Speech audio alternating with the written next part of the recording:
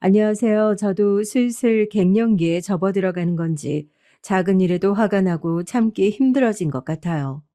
40대가 되어서 그런 건지 아니면 화날 만한 일이 많아서 그런 건지 이젠 헷갈리네요. 전에 어느 유튜브 영상을 보니까 자식 키우고 시집살이하고 남편만 보고 사셨던 분들이 그렇게 억울해하고 한이 많다고 하시더라고요. 근데 왜 저는 벌써 이 나이에 그 마음을 알 것 같을까요?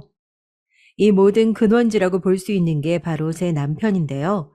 이 사람은 저랑 나이는 비슷하지만 아주 귀하디 귀한 막내 아들로 태어났어요. 자그만치 위에 누나들이 4명이고요.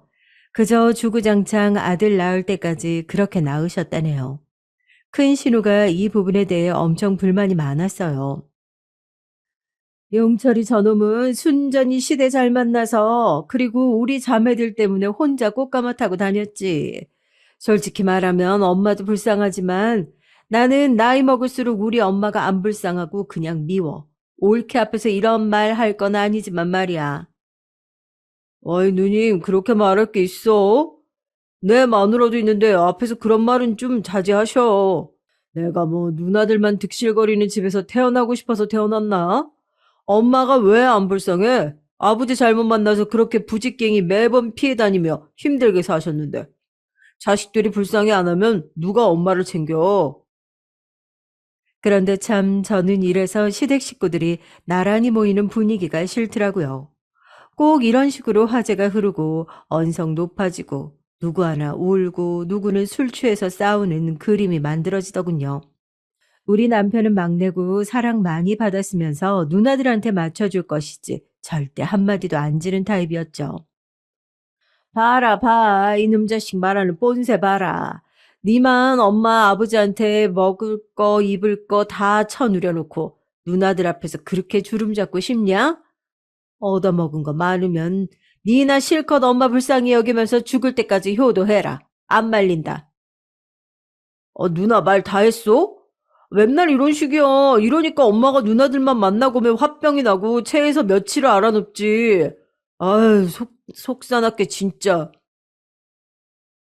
이렇게 되면 신우들도 한둘씩 일어나면서 인상을 쓰고 자리를 빠지는 거죠. 근데 이때는 분위기가 남달랐던 게 막내 신우가 절 부르더니 이렇게 말하더라고요. 옳게, 이번에 큰언니 분위기가 심상치 않아. 언니도 엄청 벼르고 왔어. 엄마랑 용철이 둘 다 뒤엎는다고 하는 걸 우리가 한창 말렸다? 그런 개싸움 안 되려면 한동안 얼굴 안 보는 게 낫겠어. 옳게는 말이 통하는 사람이니까 이렇게 말하는 거야. 암튼 우리 슬슬 일어날게.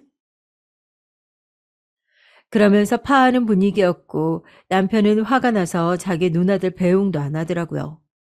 그런 남편을 보면서 신우들은 주절주절 욕 비슷한 소리들을 하고 어머니는 진즉 취해서 안방에 아주 뻗어버리셨어요. 하지만 그 뒤치다꺼리를 다 하는 제가 이 그림 안에서 제일 불쌍한 등장인물 아닐까요? 저러고들 다 밀물 썰물 빠지듯 사라지면 남편은 그냥 자기도 안방 가서 벌렁 드러눕거든요.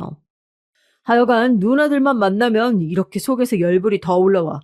당신 벌써 창 다 치웠어? 아유, 좀 주전버리로 먹을 만한 것 다시 조그맣게 차려와봐. 엄마 일어나시면 한 잔 더 하게. 이런 얘기를 들으면 전 이제 속에서 불이 막 올라오는 거예요.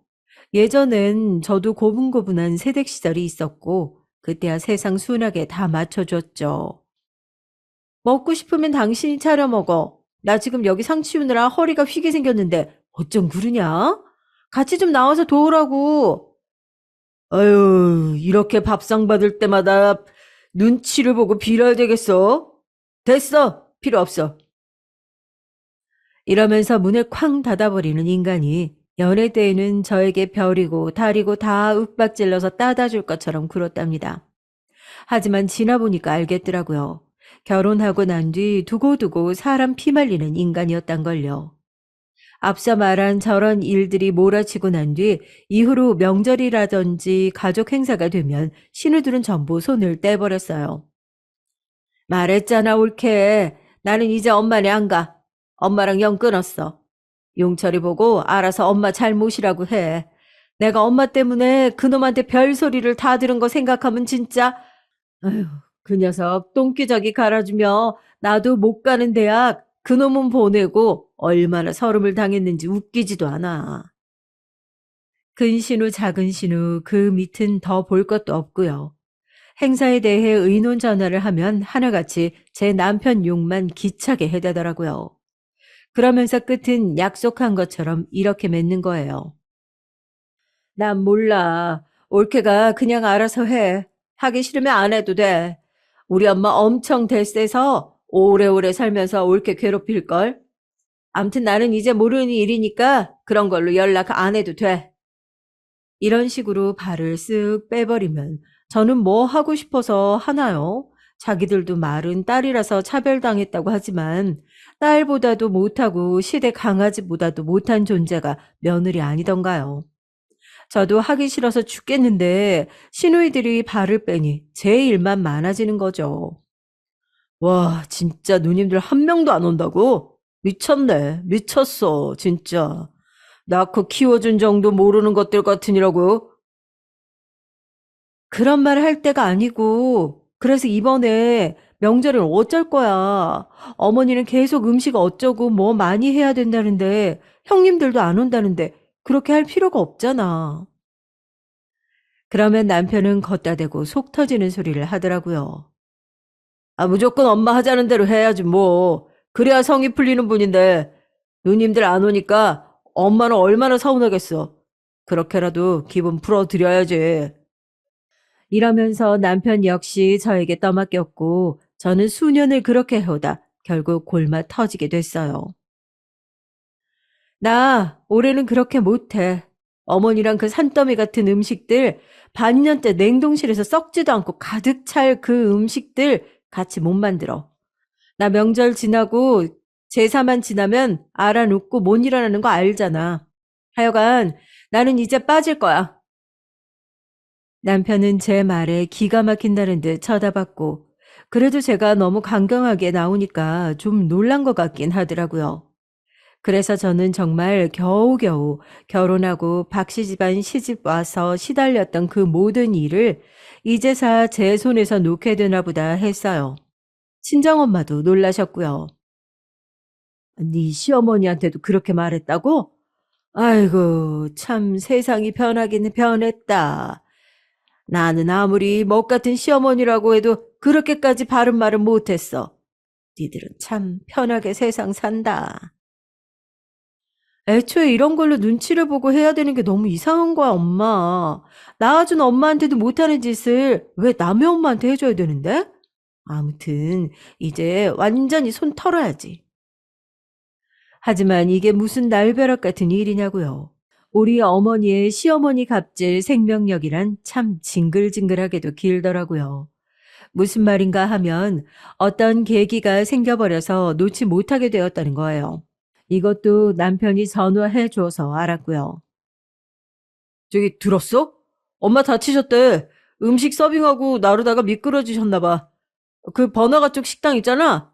쉬엄쉬엄 일하면서 다닌다고 했던 곳 말이야. 아휴, 거기 사장님한테 전화가 와서 기절할 뻔했다니까 진짜. 아휴, 우리 어머니가 글쎄 남편이야 뭐 자존심에 쉬엄쉬엄 알바하듯 다니시는 거라고 하지만 사실 엄연히 생계 때문에 식당에서 일하시는 것이거든요. 아버님 돌아가시고 마땅한 재산도 없고 돈을 좀 헤프게 쓰시는 분이라 여유가 없어요. 암튼 거기서 생활비를 버셔야 하는데 다치셔서 일자리를 잃게 되신 거죠. 아니나 다를까 어머니는 진짜 아주 죽을 날 받아둔 사람처럼 한탄을 하시더라고요.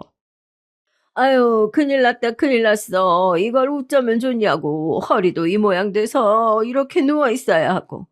다들 나이 때문에 안 써주는 걸 거기는 그나마 나보고 젊어 보인다고. 어? 계산 빠르다고 시켜준 건데 이제 뭐 먹고 사냐? 어? 자식들 다 시집장가 보내고 남아있는 건 연립 하나뿐이고. 아유, 나 못 산다 진짜. 이렇게 얘기를 들으니 어머니에겐 슬픈 소식이긴 하지만 저는 어쩔 수 없이 머리가 막 굴러가는 거예요. 아휴, 아프신 어머니 뒤치다꺼리는 또 아무도 안 하려고 들겠지. 연로하신 노인네에게 생긴 사고 특성상 미루고 빠질 수도 없겠지. 이런 거 말이에요. 저의 이런 염려는 하나도 오바스러운 게 아니었고 정말 한치도 엇나가지 않고 그대로 들어맞았어요. 엄마 저렇게 아프셔서 어떡하지? 아, 움직이지도 못하시고 생활비도 이제 부족하시고 맨날 괜찮다고 하시지만 솔직히 먹고 사는데 지장 많으실 거야. 누님들이 도통 한 명도 엄마를 돌볼 생각을 안 하잖아. 그, 그래서 말인데, 여보, 혹시 나한테 뭐 어떻게 하라고 부탁할 거 아니지? 나도 슬슬 이제 일 시작해야 돼.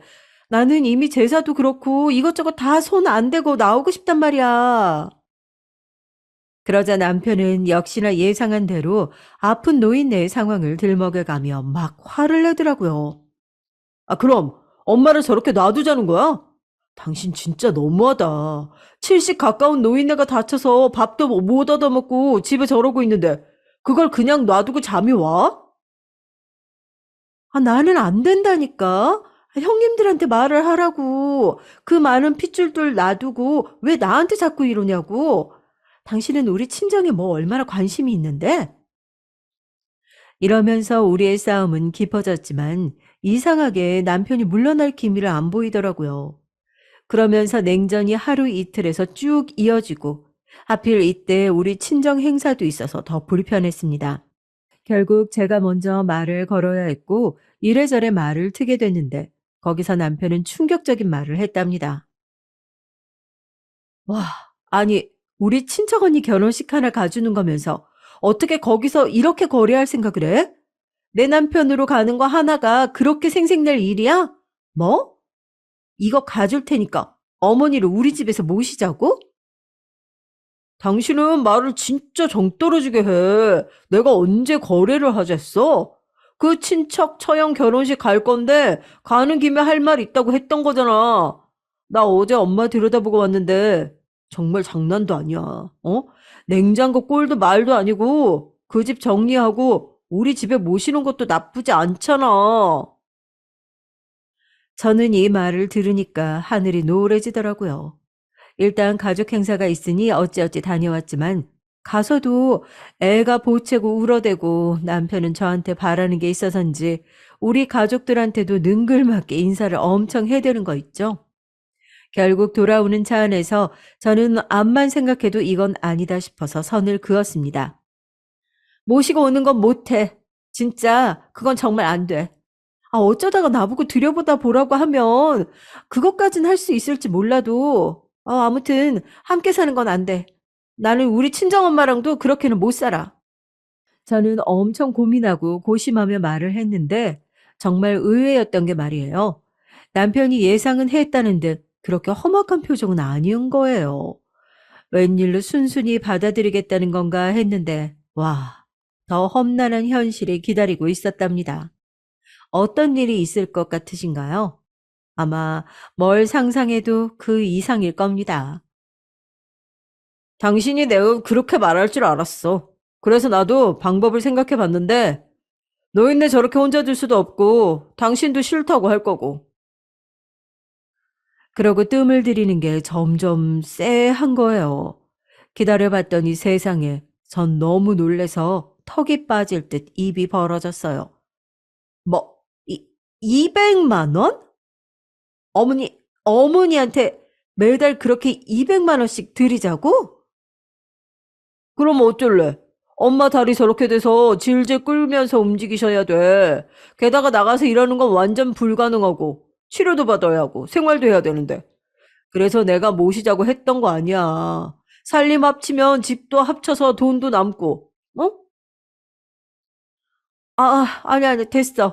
모시는 얘기는 그만하고 돈 200을 얼마나 언제까지 드리겠다는 건데 이번 달 한 달만 드리자는 건 아닐 거 아니야. 당연하지. 몸 아팠다가 낫는 게 어디 엄마 맘대로 되냐? 나도 최소 6개월은 그리 드려야 된다고 생각해. 와, 전 정말 이때 차량 밖으로 흘러가는 모든 것들이 다 허영과 꿈처럼 보이더라고요. 우리 형편에 자그만치 1,200만 원을 반년 안에 나눠서 어머님께 드리자니 당시 우리 집은 대출도 많았고 얼마 안 있음 학교 갈 아이를 두고 너무 부담스러웠어요. 그런데 이렇게 선택을 할 시간을 남편은 전혀 주지 않는 거예요. 나는 이미 마음 굳혔어. 엄마 집 가서 혼자 고생하는 거 보니까 그 정도도 못 해드리는 게 자식이 맞나 싶더라고. 게다가 같이 살게 되면 당신이랑 어머니 부딪힐 게 뻔하고 그거 보고 사느니 그냥 이렇게 무리해서 얼마 용돈을 보내드리는 게 나을 것 같아. 이미 본인이 이렇게 결론을 다 내버렸고 경제권도 거의 남편에게 있으니 저에겐 선택지가 없었어요. 제가 계속 싫다는 표정을 지었더니 그럼 모실 거냐면서 버럭 화를 내니까요. 매달 용돈 드리는 자리에서 당신도 같이 갔으면 좋겠어. 가서 엄마 어떻게 하고 계시는지 들여다도 좀 보고 자꾸 우리 누님들 얘기 꺼내서 일 복잡하게 만들지 말고 당신은 며느리로서 도리만 하면 되잖아. 이때 저는 도저히 반박할 말이 없어서 그냥 있었고요. 아무튼 그 뒤로 어머니께 몇 번 용돈 드리러 갈 일이 있었지만 저렇게 말해놓고 막상 안 부르더라고요. 어머니한테 간다지 않았어? 나랑 이준이도 같이 가야 하나? 갈 때 뭐 죽 같은 거 사가면 될까? 반찬 좀 해둔 거 있는데. 근데 남편은 의외로 그냥 혼자 간다는 거예요. 저야 뭐 따라갈 필요 없어서 좋긴 했죠. 됐어. 당신 어차피 엄마한테 가는 거 귀찮을 거 아니야. 나 혼자 다녀올게. 반찬은 따로 싸줘. 나중에 전화나 드리던지 해. 말 맞다나 저도 솔직히 가고 싶지 않았어요. 전 어머니한테 개인적으로 받은 상처가 있고 어머니는 진짜 말이 세신 분이거든요. 가서 잔소리 들을 생각하니 이렇게 남편 건너서 전달하고 끝내고 싶었죠. 당시에는 저희 아빠도 돌아가신 지 오래되지 않았고 저희 엄마도 꽤 허전해 하실 때였는데요. 저는 저희 친정엄마한텐 자주 갔었어요. 이걸 남편이 꼬집어 뭐라고 하더라고요.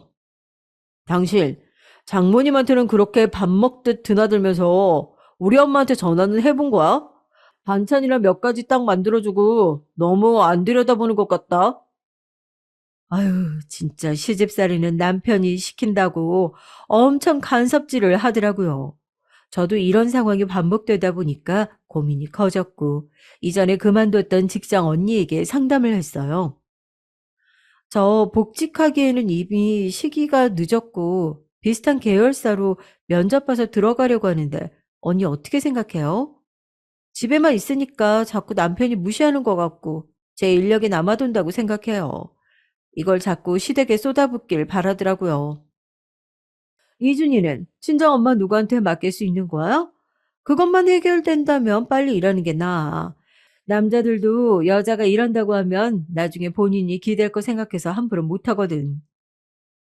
사실 이 무렵 때 남편이 저한테 은근슬쩍 맞벌이를 권유하기도 했었기 때문에 저도 약간 오기가 생겼어요. 나 이제 일하기 시작할 거야. 예전에 알던 직장 언니가 두어고 소개시켜줬는데 한번 면접 봐보려고.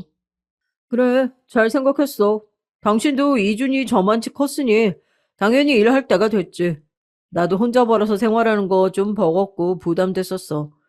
집에 있으면서 나만 바라보지 말고 당신도 이제 슬슬 일해. 참, 이런 대화를 하고 나니 저는 괜시리 좀 서글퍼지더라고요. 여기까지 제 얘기 들어주신 분들이 볼 때 우리 부부 사이에 어떤 애정 같은 게 느껴지기는 하시나요? 그냥 정말 어떤 기업체를 운영하는 것처럼 뭔가 목적을 갖고 그게 달성되기 위해 퍼즐들처럼 맞물려서 사는 것 같아요. 전 시댁 문제만 아니었어도 남편이랑 무던히 잘 지냈을 텐데 이 사람은 애 낳고 난 뒤부터 자꾸 어떤 역할들을 강조하더라고요. 암튼 저는 이후로 새로이 취업을 했지만 뭐랄까요. 정말이지 우리나라는 아이를 낳고 일하는 여자에게 좋은 환경은 아닌 것 같아요. 같은 여자건 아니건 결혼을 하고 안 하고에 따라서 이해도가 너무 떨어지더라고요.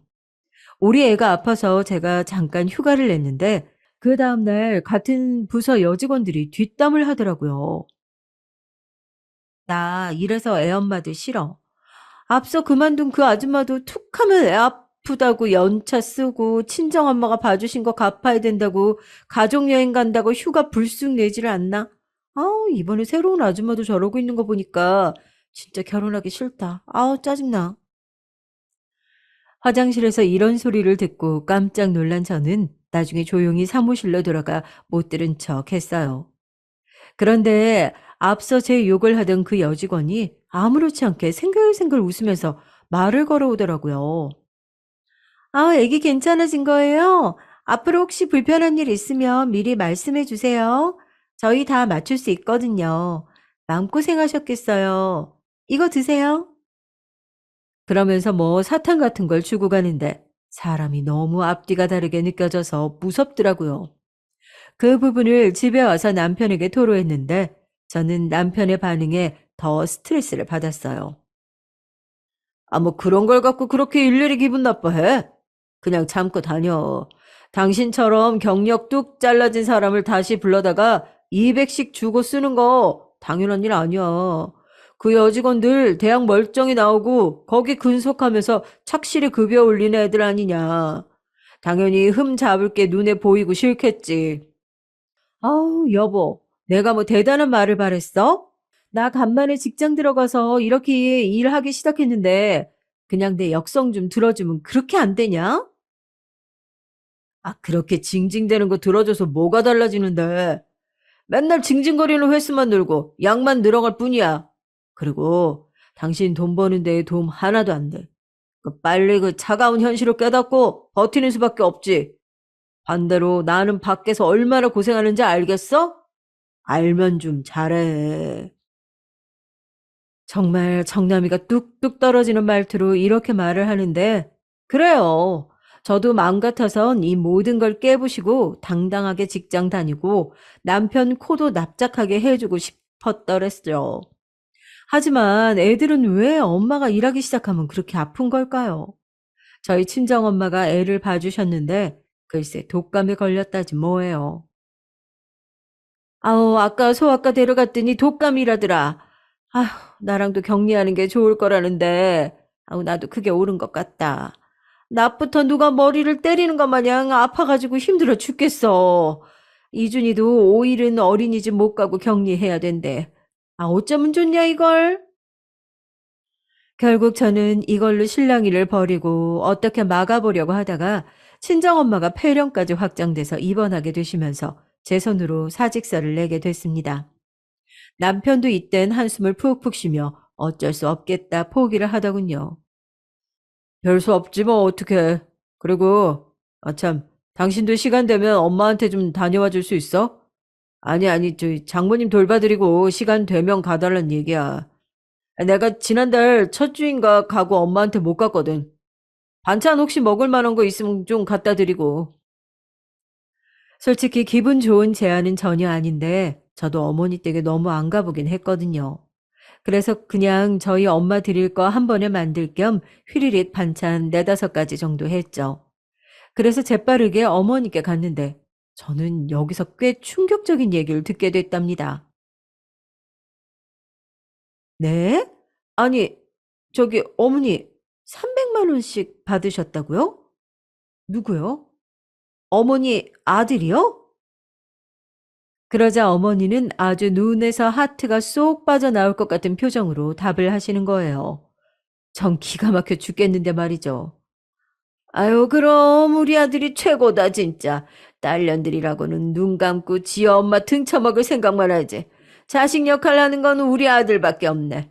내가 아주 그 식당에서 일하면서 넘어져서 다치기도 했지만 그 옆에 애들 기싸움에 밀려서 그만둔 것도 있는데 아무튼 다달이 이렇게 받으니까 우리 아들 덕분에 호강하지 뭐냐. 이날 어머니가 저 붙들고 진짜 거짓말 안 하고 한 4시간을 본인 얘기만 떠들어대셨는데요. 듣자 하니 다리 다쳐서만이 아니라 거기 아줌마들이랑 싸우고 사이도 안 좋으셨더만요. 그 기에 눌려서 그만두신 걸 남편은 왜 그렇게 불쌍하게 말했던 걸까요? 게다가 어머니는 모르시는 게 없으시던데요. 아, 참. 그리고 너 그 일 그만뒀다면서. 우리 용철이 혼자 벌어 300씩 주긴 힘들 건데 웬만하면 니도 좀 버티지 그랬냐? 세상에 쉬운 일이 어딨어. 카스나들이 너보고 애 엄마라고 욕한다고 쪼아댔다며? 아이고, 그러고 이준이도 아프고 사돈도 아프고 하니 어쩔 수 없지만 그래도 좀 참아보지. 돈 200이 어디 그렇게 쉽게 나오냐? 야, 남편이고 어머니고 제가 벌어서 나오는 돈에 서로 눈독을 들이고 있었더라고요.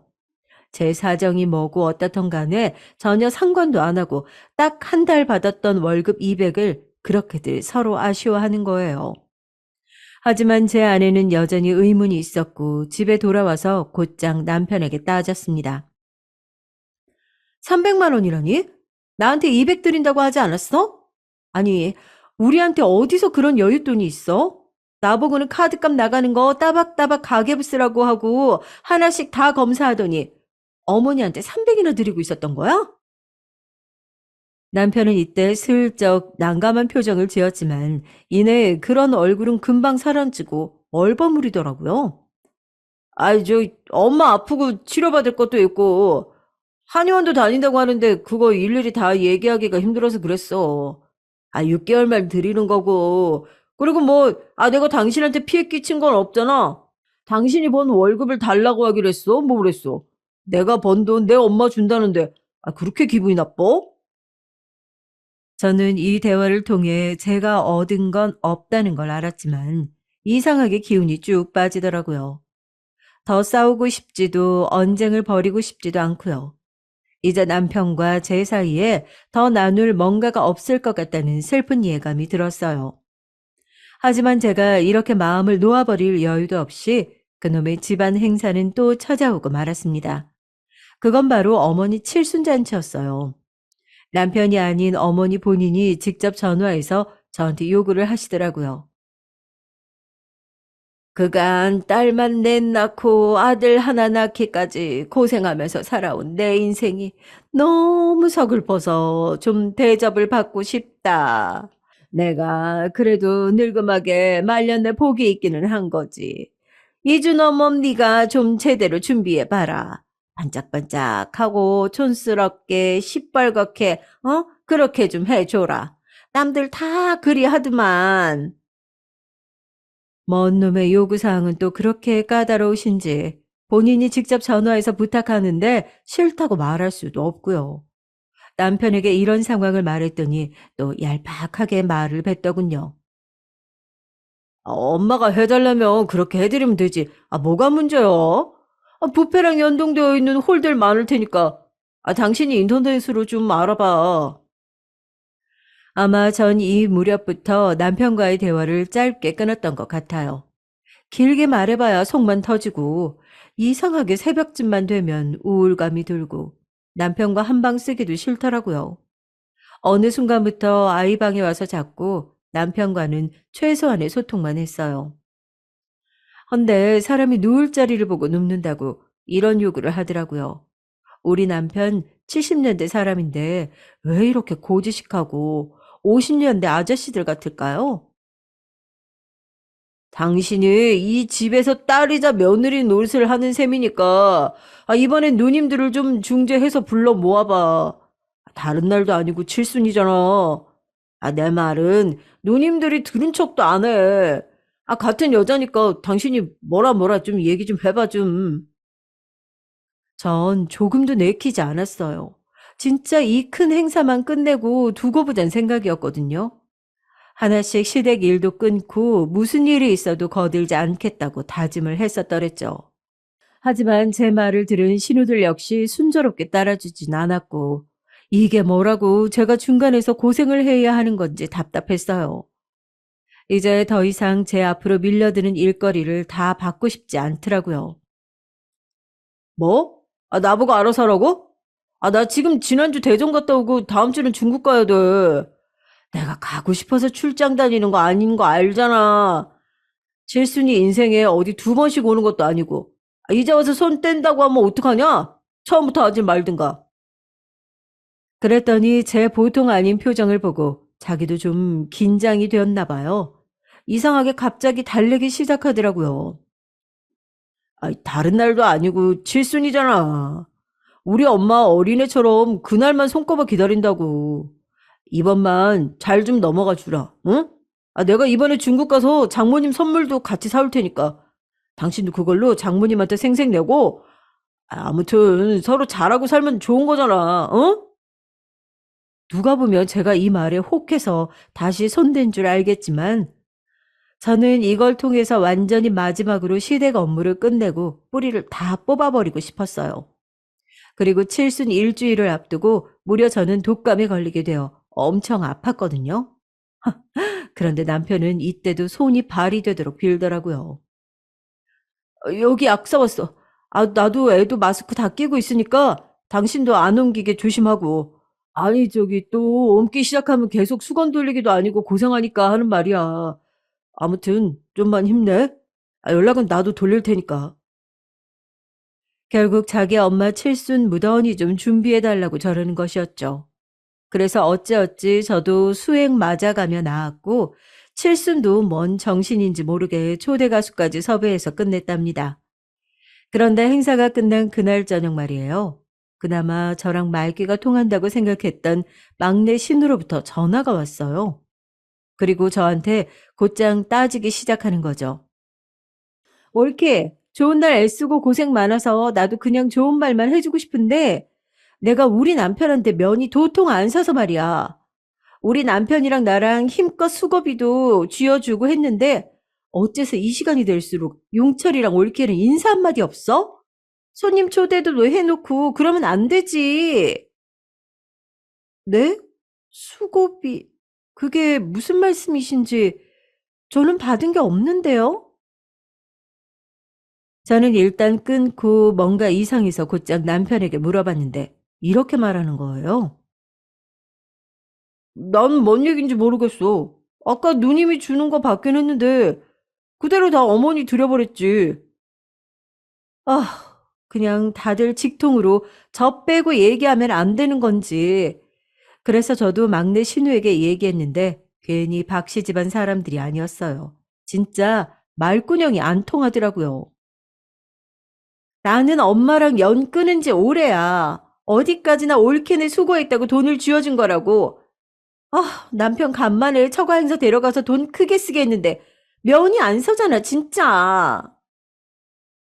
계속 투덜대고 짜증난다는 신우 때문에 결국 아직도 독감의 여독이 남아 몽롱한 제가 별로 말도 안 나눠본 막내 신우 남편에게 전화해서 직접 감사한 인사를 했답니다. 남편한테 말하니까 괜히 지 매형만 욕하더라고요. 얼굴 한 번 안 비추다가 딱 한 번 와서 돈 좀 썼다고 그거 더럽게 생색내네 진짜. 아유, 다시는 얼굴 안 봐야지 진짜. 그러면서 저는 정말 그 어떤 공도 치아받지 못하고 그렇게 칠순을 흘려보냈습니다. 저만 열심히 제주 넘고 돌고 뛰고 재롱 부린 셈이었죠. 그러고 얼마 지났을까요? 제가 시댁 따라다니다 정신없던 사이 저희 친정엄마는 그 무렵 우울증을 극복하기 위해서 새로운 취미를 가지셨는데요. 바로 산악회 모임에 들어가셨더라고요. 아, 이번엔 여기서 다 같이 지방으로 놀러 가기로 했어. 딱 한 번 금방 다녀왔는데 진짜 너무 재밌는 거 있지. 나도 나이 먹어 자식들한테 데려달라고 하기도 좀 그렇고 우리 또래들끼리 길눈 밝고 똑똑한 사람들이랑 같이 다니니까 너무 좋다, 야. 그 말에 저도 크게 안도했고 엄마가 가시는 편에 용돈도 얼마 챙겨 드렸답니다. 그런데 어쩜 이렇게 일이 꼬이는 건지요. 이렇게 쭉 쓰면서 느낀 건데 제 인생은 굴곡 없이는 그냥 못 흘러가나 봐요. 자꾸 어디선가 텅텅거리는 것 같네요. 왜냐하면 무던히 1박으로 놀러 가신 듯 했던 엄마가 다쳤다는 연락을 받은 거예요. 아유, 나 별거 아닌 줄 알았는데 큰 병원 가버리잖니. 엄마 원래 무릎이 말썽이기도 했고, 아휴, 수술해야 될 거라는데 이 나이에 수술은 겁난다 진짜. 아우, 나 어떡하면 좋니? 엄마 얘기를 듣고 놀라서 남편에게 애를 맡기고 곧장 엄마에게 달려갔고요. 그렇게 병원 오가는 사이 생각보다 상황이 나쁘다는 걸 알게 됐어요. 엄마 많이 심각한 것 같아. 무릎 수술해야 된다는데 몇백 든다고 하더라고. 갑자기 그렇게 훅 나갈 돈이 없을 텐데 엄마도. 저는 이렇게 말했고 당연히 이 부분에선 남편이 어느 정도 반응을 할 거라고 생각했어요. 적어도 장모님을 안쓰러워하거나 저의 기분을 거드는 말 정도는 할 줄 알았죠. 그런데 이 인간은 멍하니 TV 뉴스만 보고 있는 거예요. 자기, 내 얘기 듣고 있는 거 맞아? 엄마 무릎 수술해야 된다고. 나도 맞벌이 시작해서 쭉 일했으면 이런 얘기 안 하고 내가 해결하는데 알다시피 그만뒀잖아. 그때도 엄마가 이준이 많이 봐줬고. 그래서 말인데 수술비 좀 내줄 수 있겠어? 그러자 남편은 제 말에 좀 찔렸던지 바로 이렇게 말하더군요. 아유, 그럼 당연히 그렇게 해야지. 아니, 뭐 나는 도리는 하는 사람이야. 어? 장모님 이준이도 봐주시고 고생 많으셨는데 당연히 우리가 금옥 해드려야지. 그래. 그럼 잠깐 엄마가 아까 톡으로 보내준 거 내역이 있는데 저는 거기서 내역을 찾아내 남편에게 얘기했는데 당장 간이라도 꺼내줄 것처럼 말하던 인간이 갑자기 말을 바꾸는 거예요. 아니, 300 정도 든다고? 아니, 무릎을 뭐 열어야 돼? 아, 근데 이거 정확한 금액 아니잖아. 엄마도 대중 없어. 주변에서 듣고 말한 것 같은데 큰 차이는 없을 것 같기도 해. 아무튼 그 정도 든대. 그런데 이 인간이 바로 어떻게 뭐라고 하지는 못하고 계속 말을 돌려가면서 트집을 잡는 거 있죠? 그것도 아주 치사하고 비열하게 말이에요. 아유, 암만 그래도 갑자기 이렇게 목돈을 대뜸 내놓으라고 하면, 아, 이래서 자식 하나면 골치가 아프다니까. 혼자서 다 몰아서 그냥 부담해야 되고, 아, 이게 뭐냐고. 우리도 돈 나갈 때가 천진데, 쎄 빠지게 이래서 이렇게 쭉쭉 물쓰듯 나가버리면, 아휴, 무슨 사는 보람이 있냐? 어머, 여보, 진짜 말 그렇게 할 거야? 그럼 어떡해? 나라고 이런 청구서 당신한테 내밀고 싶었는지 알아? 나도 내 돈으로 할 수 있으면 했어. 근데 상황이 안 되고 엄마는 많이 아프신 거잖아. 이렇게 말을 해도 남편은 여전히 꿍한 얼굴로 제 쪽을 쳐다도 안 보는 거예요. 저도 아마 그쯤부터 이성을 잃기 시작했던 것 같아요. 자식이 하나라서 다 부담하니 골치 아프다고? 그럼 자기 어머니는 자식이 없어서 당신 혼자 다 냈어? 나 진짜 말을 곱게 할 수가 없다. 누님들 어쩌고 핑계 대가면서 당신 옆에 있는 나까지 맞벌이 하는 식으로 눈치 줘놓고 뭐? 당신 매달 300 드리는 거 아직 끝나지도 않고 몇 달 더 남았잖아. 와, 어떻게 이딴 식으로 나와 사람이? 남편은 제가 꽤 흥분해서 말을 하고 듣다 보니 지도 할 말이 없는 사안이라 그런지 몰라도 약간 긴장을 빡 한 느낌이었어요. 내가 우리 엄마 수술비 좀 되는 것 같고 당신한테 이렇게 구걸하듯이 일일이 다 따져 말하고 허락을 구해야 돼? 진짜 내 인생 너무 불쌍하다. 그럼 나는 왜 자기네 집 식구들 따라다니면서 중재를 한다고 용을 쓰고 어머니를 챙겼어야 했어? 남편은 여기서 큰 한숨을 들이내쉬더니 대충 달래는 듯 손짓을 하며 얘기를 끝내버리더군요. 아, 됐어, 됐어. 아, 이제 그만 알았으니까 더 얘기 안 해도 돼. 아, 우선은 내가 돈 100만 원은 어찌어찌 만들어 보내줄 테니까 나머지는 기다려봐. 갑자기 달라고 하면 어떡하냐? 이러면서 막판에 짜증을 내며 얘기를 끝내버리더라고요. 저도 그러면 안 됐는데 하도 너무 속상해가지고 저희 친정엄마한테 이런 얘기를 다 했어요. 나쁜 놈 같으니라고. 나는 지네 엄마며 누나들 싸움에 그렇게 끌고 다니면서 이용해 놓고 진짜 나쁜 놈이야. 벌 받아야 돼, 그놈은. 아휴, 됐다, 됐어. 그럴 것 없어. 내가 내면 돼. 아, 적금 하나 깨면 될 거야. 급하면 돈 나올 구석이 아예 없는 건 아니니까 괜히 나 갖고 둘이 싸우고 그러지 마라. 각자 가족들 갖고 싸우는 게 제일 불성사나운 거야. 전 그러고 싶은 생각은 없었는데 한사코 엄마 본인이 내겠다고 하고 정말 이러지도 저러지도 못하고 복잡한 중이었는데요. 제가 잠깐 애를 데리러 어린이집 간 사이에 엄마는 전화를 하신 거예요. 너 공연히 내 수술비 갖고 박사방이랑 싸우고 그러지 마. 엄마 그런 걸로 사위덕 보고 그러고 싶지도 않고 하나도 안 필요해. 그 딸 사위 싸워가지고 그거 결제해주면 내가 치료하면서 뭐 마음이 편하겠니? 그 전혀 신경 쓸 거 없으니까 걱정하지 마. 급기야 엄마가 이렇게 알아서 하게 됐고 남편은 나중에 집에 돌아와서 돈 얘기는 아예 다 까먹고 있더라고요. 저 보자마자 한 얘기가 이거였거든요. 내가 생각해봤는데 암만 해도 그때 막내 누나 그러고 간 거 마음에 좀 걸려. 그때 자기가 대신 전화해서 매형한테 인사했고 나는 매형이 너무 얄미워서 모른 척했지만 사실 뭐 누나는 아무런 죄가 없잖아. 일단 겸사겸사 그냥 밥이나 먹자고 당신이 그 전화 좀 해줘봐. 엄마한테 내가 아까 전화해보니까 엄마도 같은 생각인가 보더라고. 뭐라고? 나 지금 무슨 말인지 이해가 안 가는데? 아이 참 이게 뭐 그리 어려운 얘기라고 귀를 헤매냐?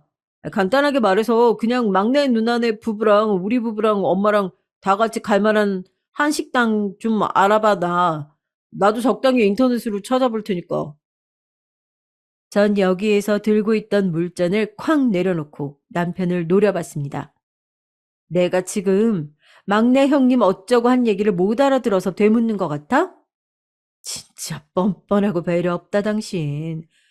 나랑 요 앞전에 뭔 얘기하다가 끝났는지 생각도 안 나나 봐. 그러자 남편은 그제서야 누나를 굴리는 듯 하더니 진짜 얼굴에 느낌표가 그대로 뜨는 것 같더라고요. 이제 생각났냐? 우리 엄마 아픈 걸로 그렇게 옥신각신 해놓고 아예 뇌에서 다 지워버렸나 보다. 내가 당신 엄마 그렇게 대하면 가만히 안 있었을 거면서.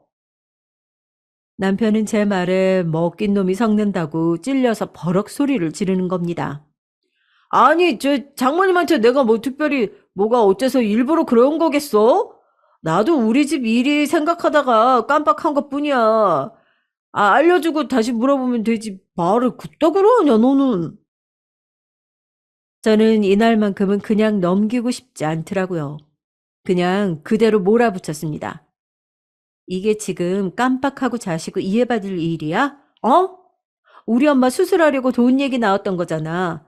나보고 얼마 돈 100만 원이라도 먼저 보내준다더니 종일토록 연락도 없었고 내 얼굴 보자마자 또 네 식구들 뒤치다꺼리 맡기려고 했지? 결국 우리 엄마 돈으로 냈어. 어떡할래?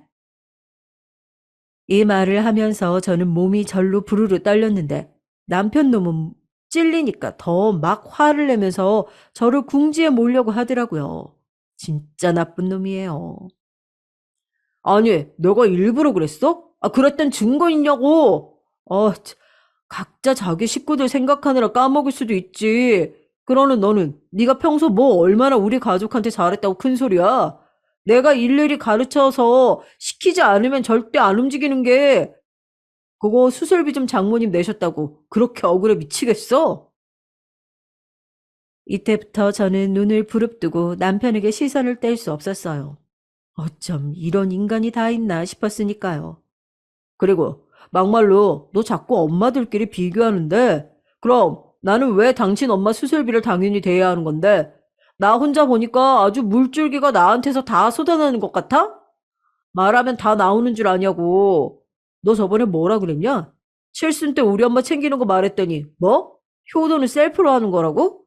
그럼 개소리나 하던 게 너 아니야?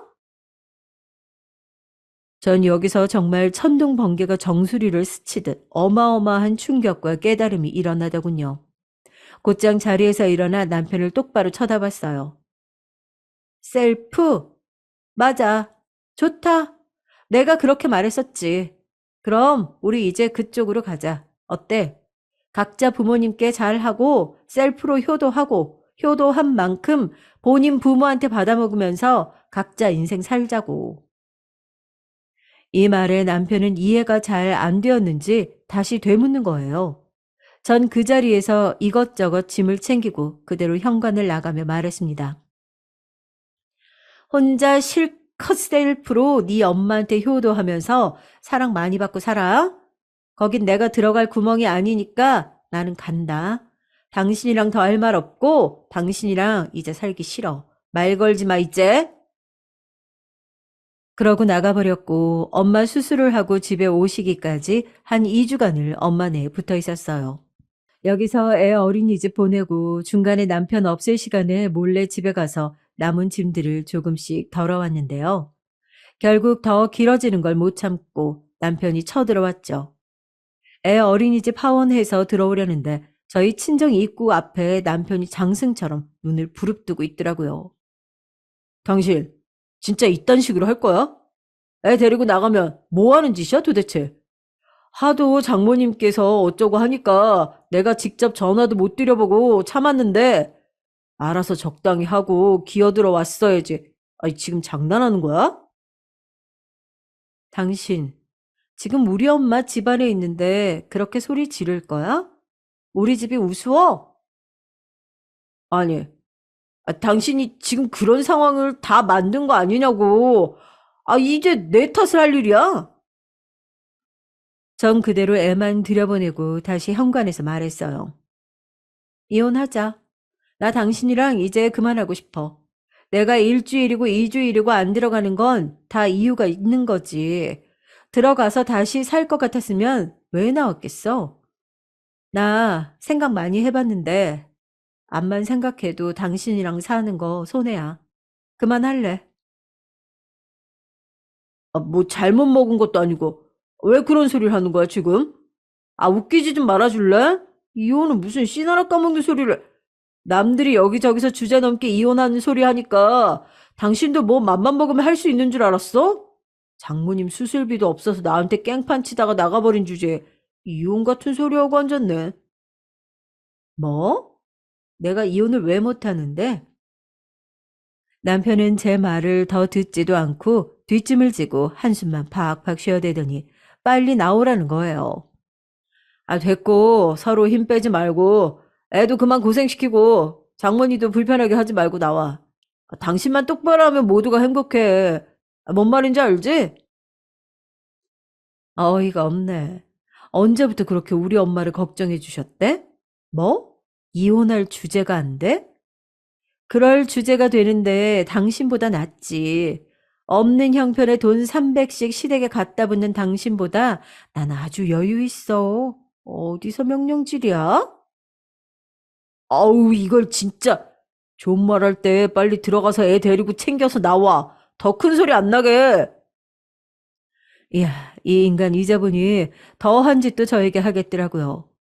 저는 번뜩 생각난 게 있어 후다닥 들어가서 엄마에게 말하고 그걸 챙겨 나왔죠. 남편은 지 기준에서 제가 정신 차린 줄 알고 팔짱을 끼고 입구 앞에 서 있더군요. 뭐야, 애는? 왜 혼자 나와? 짐이랑 다 갖고 나오라니까. 이거나 볼래? 당신 주제 파악 시켜줄 종이야. 보고 화병 나서 찍고 그러면 큰일 난다, 당신. 적당히 보고 돌려줘. 그러고 전 서류를 남편에게 내밀었고 남편은 오만상을 찌푸리며 그걸 받아보더군요. 이게 뭐야, 땅이. 이거 무슨 몰래카메라도 아니고, 이게 아니, 나보고 이거 어쩌라는 거야? 전 그걸 다시 훅 뺏어서 등 뒤로 돌리고 쏘아붙였어요. 뭐긴 뭐야? 당신 주제 파악해주는 종이라고. 이 쪽지 부지 땅 우리 엄마 거라고 적혀 있지? 안 읽었어? 읽어놓고 왜 모른 척해? 현실 부정하고 싶어 죽겠지? 그러고 전 다시 숨을 헐떡여가며 마구마구 쏟아냈어요. 야, 우리 엄마한테 그깟 수술비 안 들여도 물려받을 돈이 300억대 재산이 있어. 뭐? 이혼할 주제? 세상에 그런 말도 그런 자격도 필요하냐? 당신이나 앞길 잘 살 생각이나 해. 그간 그렇게 어머니한테 올인했으니까 알곡같이 다 모아주셨을래나 몰라. 그 돈 천 얼마 나중에 받아다가 영원히 엄마 꽁문이나 쫓아다니면서 쳐 살아. 다신 여기 얼씬거리지 말고. 그러자 남편은 눈동자가 엄청나게 흔들렸고 막 입에 거품을 물더라고요. 너, 당신 미쳤어? 어디다 대고 말을 지금 굿떡으로. 미치려면 곱게 미쳐. 왜? 현실을 지금 눈으로 보고 나니까 실감이 안 나지? 평소에 내가 얘기한 게 없으니까 몰랐겠지. 엄마 재산은 엄마 거고 나는 나고. 그렇게 열심히 살았건만 당신 아주 나를 천혜고아처럼 부려먹으려고 들더라? 그리고 뭐? 자식 하나라 지질의 궁상으로 부모한테 다 쏟아박는다고 했지? 남편은 상황 파악이 뒤늦게 되었는지 연식 콧바람을 몰아쉬며 이젠 저 말고 다른 쪽을 쳐다보면서 부들부들 떨고 이를 갈고 난리가 났더군요. 왜? 분해? 당신도 당신 엄마한테 몰아서 받든지 왜? 야구르지? 나 아주 알거지로 하고 그지같이 끌고 가려다가 본인이 그지인 거 현실 파악되니까 죽겠지 아주? 이렇게 저도 잔뜩 독이 올라서 쏟아부은 건 그간 당했던 내용이나 이날 와서도 너무 당연하게 절 하녀 부리듯 끌고 가려고 했기 때문이에요. 전 말도 제대로 맺지 않고 그 길로 들어와 버렸고요. 남편은 그 뒤로 우물쭈물 거리다가 지 엄마랑 누나한테 다 알렸더라고요. 그래봤자 누나들도 편들어주지 않고 어머니도 뭐 어쩔 도리가 없었을 거예요. 그렇게 남편은 눈 말짱이 뜨고 이혼당했고 저는 엄마 쪽으로 넘어온 그대로 잘 살고 있어요. 이혼 갖고 엄마도 꽤 말이 많으셨지만 전날 남편이 찾아와서 부린 꼬라지를 다 알고는 입을 못 다무시더라고요. 그 와중에 남편 놈이 우리 엄마한테 전화해서 저 말고 엄마를 구슬려서 달래볼 생각으로 연락을 했었나 봐요. 아니, 나보고 글쎄, 장모님 몸 좀 괜찮으시냐고 연락이 온 거 있지? 아휴, 대충 말하다 끊긴 했어. 이 말에 너무 화가 나서 저는 남편에게 문자를 보냈어요. 당신 한 번만 더 우리 엄마 쪽으로 개수작 부리면 애도 못 보고 더 추한꼴 당할 줄 알아. 접근 금지야. 이쪽에 그 누구에게도 내가 먼저 하기 전까지 하지 마. 알았어? 그래서 남편은 세상 지 발밑에 두고 저를 골려먹고 함부로 대하다가 역공격을 당했고요. 다 쓰러져가는 그 연립에서 자기 엄마랑 단둘이 아주 오붓하게 잘 살고 있답니다. 당연히 어머니는 아들로부터 받았던 그 월 300씩의 용돈을 모아두었을 리 따위 없었고요. 싹 다 탕진해버려서 아들이랑 세상 그런 원수가 없는 지경이 되었다네요. 이것 역시 그나마 연락해왔던 막내 신우통에서 들었어요. 내 동생이지만 나도 더 얘기 못하겠다. 그냥 내 말은 그렇다는 거야. 옳게도 그간 애썼어. 그럼 잘 지내. 앞으로도 연락할 일은 없겠지만 건강하고. 그렇게 마무리를 맺었네요. 처음부터 끝까지 이 집에서 유일하게 저랑 말이 통하는 사람은 이 막내 신우밖에 없는 것 같아요. 아무튼 저는 엄마의 땅은 그렇다 치고 당장 어떻게 굴릴 계획이 있는 건 아니기 때문에 한동안은 엄마와 저와 아이 3대가 같이 맞물려서 방안을 고민하고 있어요. 새로 집을 얻어야겠다는 생각이 들어서 다른 지역 쪽으로 부지런히 집을 알아보러 다니고 있죠. 원래 저희 엄마는 사위 있을 때 같이 얘기해서 알리고 싶어 하셨지만 저는 절대 땅 얘기를 사전에 미리 오픈하지 않기를 바랬거든요. 덕분에 인간 바다 끝까지 다 보고 점검한 뒤 잘 정리한 것 같다는 생각이 들어요. 결혼하기 전에도 알았더라면 얼마나 좋았을까요? 그거 하나가 가장 아쉬울 뿐입니다. 그럼 제 얘기 들어주신 분들 모두 건강하시고 평안히 하루 마무리하시길 바랍니다. 안녕히 계세요. 안녕하세요. 예쁜 7살 딸아이를 둔 하루하루가 바쁜 워킹맘입니다. 저는 재밌게도 시모를 통해 이런 사연들을 접할 수가 있었고, 많은 분들이 참 각양각색 사연들로 다양하게 살고 있구나라는 걸 느낄 수 있었어요. 나이가 꽤 있으신 시어머니도 재밌게 보고 있더라고요. 저도 최근에 내놓을 만한 사연이 있어 이렇게 보내봅니다. 제 삶은 다른 사연자들에 비해 큰 고난 없이 물 흐르듯 매우 평탄했어요. 결혼을 하기 전까지는 말이죠. 나름 부족함 없이 살던 저희 집에서는 제가 열심히 공부해서 대학에 유학까지 다녀오기를 바라셨지만 학창 시절 저는 마냥 청개구리 같아서 그렇게 하라는 공부는 너무도 하기 싫었습니다. 저는 결국 지방에 있는 전문대를 졸업했고 그 학벌은 꼬리표처럼 따라다니며 저를 평가하게 됐죠.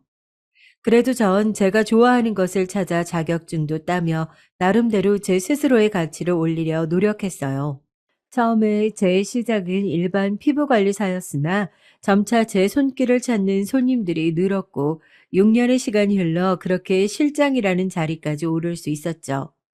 그 즈음에 지금의 남편을 처음으로 만났어요.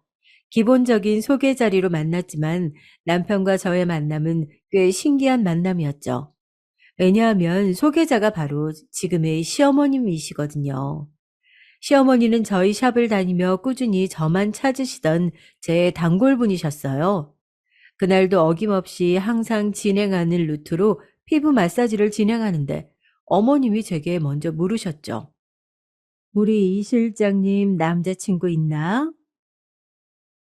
아니요, 연애 안 한 지도 벌써 2년이나 지나가는데요. 아, 왜? 예쁘장하니 인기도 많을 것 같은데. 워낙 바쁘기도 하고 크게 만날 기류가 없어서요. 그나저나 그건 왜요? 혹시 사모님 아시는 분 중에 괜찮으신 분이라도 있으신가요? 괜찮은 남자 있지 그럼. 연하가 괜찮다면 혹시 내 셋째 아들 어떤가? 흔한 제의는 아니었죠. 자기가 다니는 샵 피부관리사에게 자기 아들을 소개시켜주는 일은 거의 없으니 말이에요. 처음엔 당연히 거절했어요. 저를 그만큼 예뻐해 주시고 생각해 주신 거는 너무 감사했지만 아무래도 부담스러웠으니깐요. 부담스러워하는 건 알겠지만 한번 만나보고 아니다 싶으면 거기서 끝내도 괜찮아요. 그렇게 내 눈치 안 봐도 된다는 말이야. 내 셋째 아들 최근에 학교 졸업하고 회사 들어가서 아직 세상 물정이 어떤지 잘 몰라. 이상한 여우 같은 기집애들 꼬일 바에야 우리 이 실장처럼 사회 경험 풍부하고 사람 대할 줄 아는 여자가 훨씬 낫지. 내가 이 나이 먹고 하나 배운 게 있다면 바로 사람 볼 줄 아는 눈이라는 거야. 그건 내 눈에 이 실장이 쏙 들어온 거고. 나도 더 이상 우리 애 만나보란 소리 안 할 테니까 한번 밥이라도 먹어봐. 이후에도 당시의 사모님이자 지금의 어머님은 제게 계속 제안을 하셨고 결국 지금의 남편을 소개 자리에서 만났습니다. 남편은 저보다 3살이 어렸어요. 전문대에 일찍이 일을 시작했던 저와는 달리 남편은 대학을 각 졸업한 새내기 직장인이었죠. 처음엔 억지로 이 자리를 나온 듯한 모습이 너무나 티나 보였어요. 대답도 건성건성 빨리 집에 가고 싶다는 예의 없는 태도에 저 또한 소리를 꽥 지르며 생각 없는 자리에 억지로 나온 거라고 저도 괜찮다며 그 자리를 박차고 나왔죠. 그런데 희한하게 이후로 연락이 계속 오더라고요. 자기가 초면에 무례했다며 사과의 의미로 밥 한번 사고 싶다면서 말이에요. 그렇게 저희는 서로의 프레임을 빼고 다시 마주하게 됐습니다. 두 번째로 만난 저희 남편은 처음 마주했던 모습과는 많이 달랐어요. 몸에 배어있는 젠틀한 매너에 유머스러운 모습까지 처음에 봤던 그 사람이 맞나 싶을 정도였죠.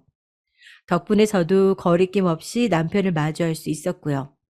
그렇게 해서 몇 번의 만남을 이은 뒤 저희는 정식으로 교제를 하게 됐습니다. 3년이라는 연애 끝에 결혼까지 이어지게 됐죠. 남편과 연애하는 동안에도 현재 시어머니이자 당시 사모님이었던 어머님은 꾸준히 저희 샵을 나와 저에게 피부 관리를 받으셨고 저희 관계를 응원해 주셨어요. 그렇게 상견인 날 저희 부모님은 그 어느 때보다 옷차림이나 머리 스타일 등 신경 써서 그 자리를 나오셨죠. 시부모님도 한껏 멋을 낸 모습으로 식당에 나타나셨고요. 그리고 두 아주버님과 형님들까지도 함께 모습을 보이셨습니다. 남편에게 형이 둘이 있고 결혼도 했다는 걸 알고 있었지만 이렇게 상견례 자리까지 오실 줄은 몰랐는데 조금은 당황스럽더라고요. 피부관리 사라더니 집이 좀 사나 보네. 머리부터 발끝까지 다 명품이잖아. 그러게요. 나이도 저희보다 많다고 들었는데 관리사라서 그런지 피부에서 광이 나는 게 꼭 저희 또래 같네요. 두 예비 형님들이 수군대며 하는 얘기를 들은 저는 똑똑히 들을 수 있었어요. 남편이 저보다 어려서인지 두 형님들 또한 저보다 나이가 어렸죠. 그리고 남편을 통해 들은 바로는 신기하게도 두 형님은 고교 동창이라 그러더라고요. 큰 아주버님과 작은 아주버님 그리고 두 형님들은 같은 동호회에서 서로를 알게 됐고 비슷한 시기에 만나 결혼까지 했다는데 이미 저 두 사이는 너무나도 친밀하며 제가 끼어들 틈이라고는 없어 보였죠. 시어머니가 예전에 제 단골 손님으로 피부 관리를 받을 당시에 제게 해준 말이 생각이 나더라고요. 시어머니는 두 형님들이 썩 마음에 들지 않으셨지만 두 아주버님이 이 사람 아니면 안 되겠다며 마구잡이로 허락해달라고 한 탓에 어쩔 수 없이 결혼하게 해준 거라며 셋째 아들만큼은 적어도 자기 마음에 찬 여자에게 장가갔으면 좋겠다는 말씀을 해주셨죠. 그게 제가 될 거란 생각은 미처 하지 못했지만 사람 운명이라는 게 참 신기한 것 같아요. 그렇게 상견례를 다녀온 뒤 친정엄마는 형님들 두 사람들이 둘이 친구인데다가 기까지 세 보인다며 제 결혼 생활을 걱정해 주셨고 전 그런 엄마를 괜찮으니 걱정 말라며 안심시켰죠. 그리고 친정엄마의 걱정대로 두 형님들의 말도 안 되는 텃세가 시작됐습니다. 결혼 후 신혼여행을 다녀와 시댁을 방문했을 때 귀신같이 따라온 두 형님은 제가 건네는 선물들을 죄다 무시하는 건 기본이었고 결혼 후 처음으로 맞이한 명절에는 다른 분들이 보이지 않을 때면 둘이 작당 모의를 해가지고 제게 뒷정리를 혼자 하게끔 만들었어요. 막내 동서, 뒷정리는 혼자 할 수 있지? 아우, 나는 손목 터널 증후군이 있어서 더 이상 일을 하면 손목에 큰 무리가 갈 것 같네. 그래, 동서. 나는 하지정맥이 있어서 더 이상 서서 일하면 힘들 것 같아. 부탁 좀 할게. 양의 탈을 쓴 여우처럼 앞에서는 같이 일하는 척 했지만 뒤에서는 뺀질대며 조금 쉬겠다고 하고 자리를 비우기 십상이었어요. 아유, 설거지까지 너무 깔끔하게 잘했구나. 수고했다. 어머님이 깔끔히 정리된 주방을 보고 칭찬을 아끼지 않으셨죠. 그런데 식탁 의자에 앉아서 있던 두 형님들은 꼭 본인들이 한 것 마냥 대답을 거들었어요. 별 말씀을요. 어머님, 항상 뒷정리도 깔끔히 해야죠. 맞아요. 형님이 설거지는 깔끔하게 잘하시더라고요. 궁짝이 잘 맞는 두 형님들에게 지금까지 뒷정리를 하나도 거들지 않았으면서 제 얘기는 어떻게 쏙 빼고 말씀을 하실 수 있는지 따져 묻고 싶었지만 마지막까지 계속 일을 했던지라 더 이상 말할 힘도 없었죠. 다음 회의에 맞이한 명절에는 큰형님은 임신으로 배가 불러 거동이 힘들다며 누워서 상전 마냥 쉬었었고 작은 형님은 어쩜 명절을 앞두고 교통사고가 난 건지 병원에 입원을 했다며 시댁의 얼굴조차 보이지 않았습니다. 그렇게 몇 번은 형님들이야 시댁에서의 행사나 명절이 아니고서는 자주 보지도 않으니 가족 간의 평화를 깨지 않기 위해 저도 그냥 참고 넘어갔죠. 그런데 제가 가만히 있으니까 정말 사람을 우습게 보는 건지 한 번은 선을 세게 넘더라고요. 시어머님 생신을 얼마 앞두지 않은 날이었어요. 당시엔 제 딸이 태어나기 전 임신 막달인 터라 거동하기가 꽤 불편해 있을 때였어요. 어머님 생신 선물로 생각해둔 가방이 있어서 백화점을 가기만 하면 되는데 몸을 움직이기조차 버거웠던지라 어떻게 사와야 할지 고민을 하고 있었죠. 남편에게 부탁을 할까 하고 있는데 마침 작은 형님에게 전화가 왔어요. 동서, 이번 어머님 생신 선물 말이야. 나랑 형님은 돈 합쳐서 모피코트 하나 사드리려고 하는데 동선 뭐 할 거야? 선물 겹치면 안 되잖아. 아, 생각해둔 가방이 하나 있기는 한데 제가 지금 배가 꽤 많이 불러서 혼자 백화점을 가기가 힘들 것 같아서 걱정이에요. 그렇구나. 아, 그럼 내가 사다 줄까? 네? 아니, 정말 그래도 괜찮으시겠어요? 어, 생각해둔 가방 브랜드랑 돈 보내주면 사다 줄게. 감사해요, 형님. 가방은 캡처해둔 거 문자로 보내드리고 계좌번호 보내주시면 이체해드릴게요. 알겠어. 선물은 어머님 생신날 바로 전해줄게. 갑작스러운 작은 형님의 호의에 의아하긴 했지만 제가 임신 막달인 걸 알고 생각해서 그러는 거겠거니 하고 넘어갔죠. 그렇게 시어머님 생신날이었어요. 부른 배를 잡은 채 남편의 부축을 받고 시댁으로 향했죠. 그런데 작은 형님이 사온 가방은 제가 보낸 가방과는 브랜드조차 아예 다른 가방이었어요. 검색해 보니까 제가 사려고 했던 가방보다 훨씬 저렴한 가방이었죠. 심지어 제가 부탁한 가방 브랜드는 누구나 알만한 유명한 명품 브랜드였지만 형님이 사온 이 가방 브랜드는 그에 비해 떨어지는 하급 브랜드였거든요. 저는 옆에 시부모님이랑 아주버님들이 보건 말건 작은 형님에게 따져 물었습니다. 형님, 이 가방은 제가 부탁한 가방이랑 브랜드조차 다르잖아요. 그러자 작은 형님 대신 옆에 있던 큰 형님이 대답했어요. 아, 그 가방 작은 동서한테 얘기 듣고 나랑 같이 백화점 가봤는데 막내 동서가 보낸 가방은 품절이라 나랑 작은 동서가 보고 그나마 요즘 트렌드에 맞춰서 어머님에게 어울릴 만한 다른 걸로 골라본 거야. 아니, 그 가방이 품절이면 저한테 전화라도 해서 말이라도 해 주시던가요. 하다못해 비슷한 급의 가방으로 사오셨어야죠. 이건 차이가 너무 나잖아요. 심지어 이체까지 해드린 건데, 아, 그럼 남은 돈은 도대체 어떻게 하신 거예요? 제 말에 작은 형님은 오히려 제게 어이없다는 듯 실소를 자아내며 되려 당당하게 말했어요. 동서, 동서가 사달라는 가방이랑 이 가방이랑 별로 금액 차이 많이 안 나거든? 동서 임신 막달이라 생각해서 형님인 내가 기꺼이 심부름 자처해줬건만 이렇게 따져 묻는다니 식구들 다 보는 앞에서 이게 무슨 태도야? 너무나도 뻔뻔스러운 작은 형님의 말에 순간 어안이 벙벙해졌지만 질세라 저는 핸드폰으로 검색한 가방을 보여주며 말했죠.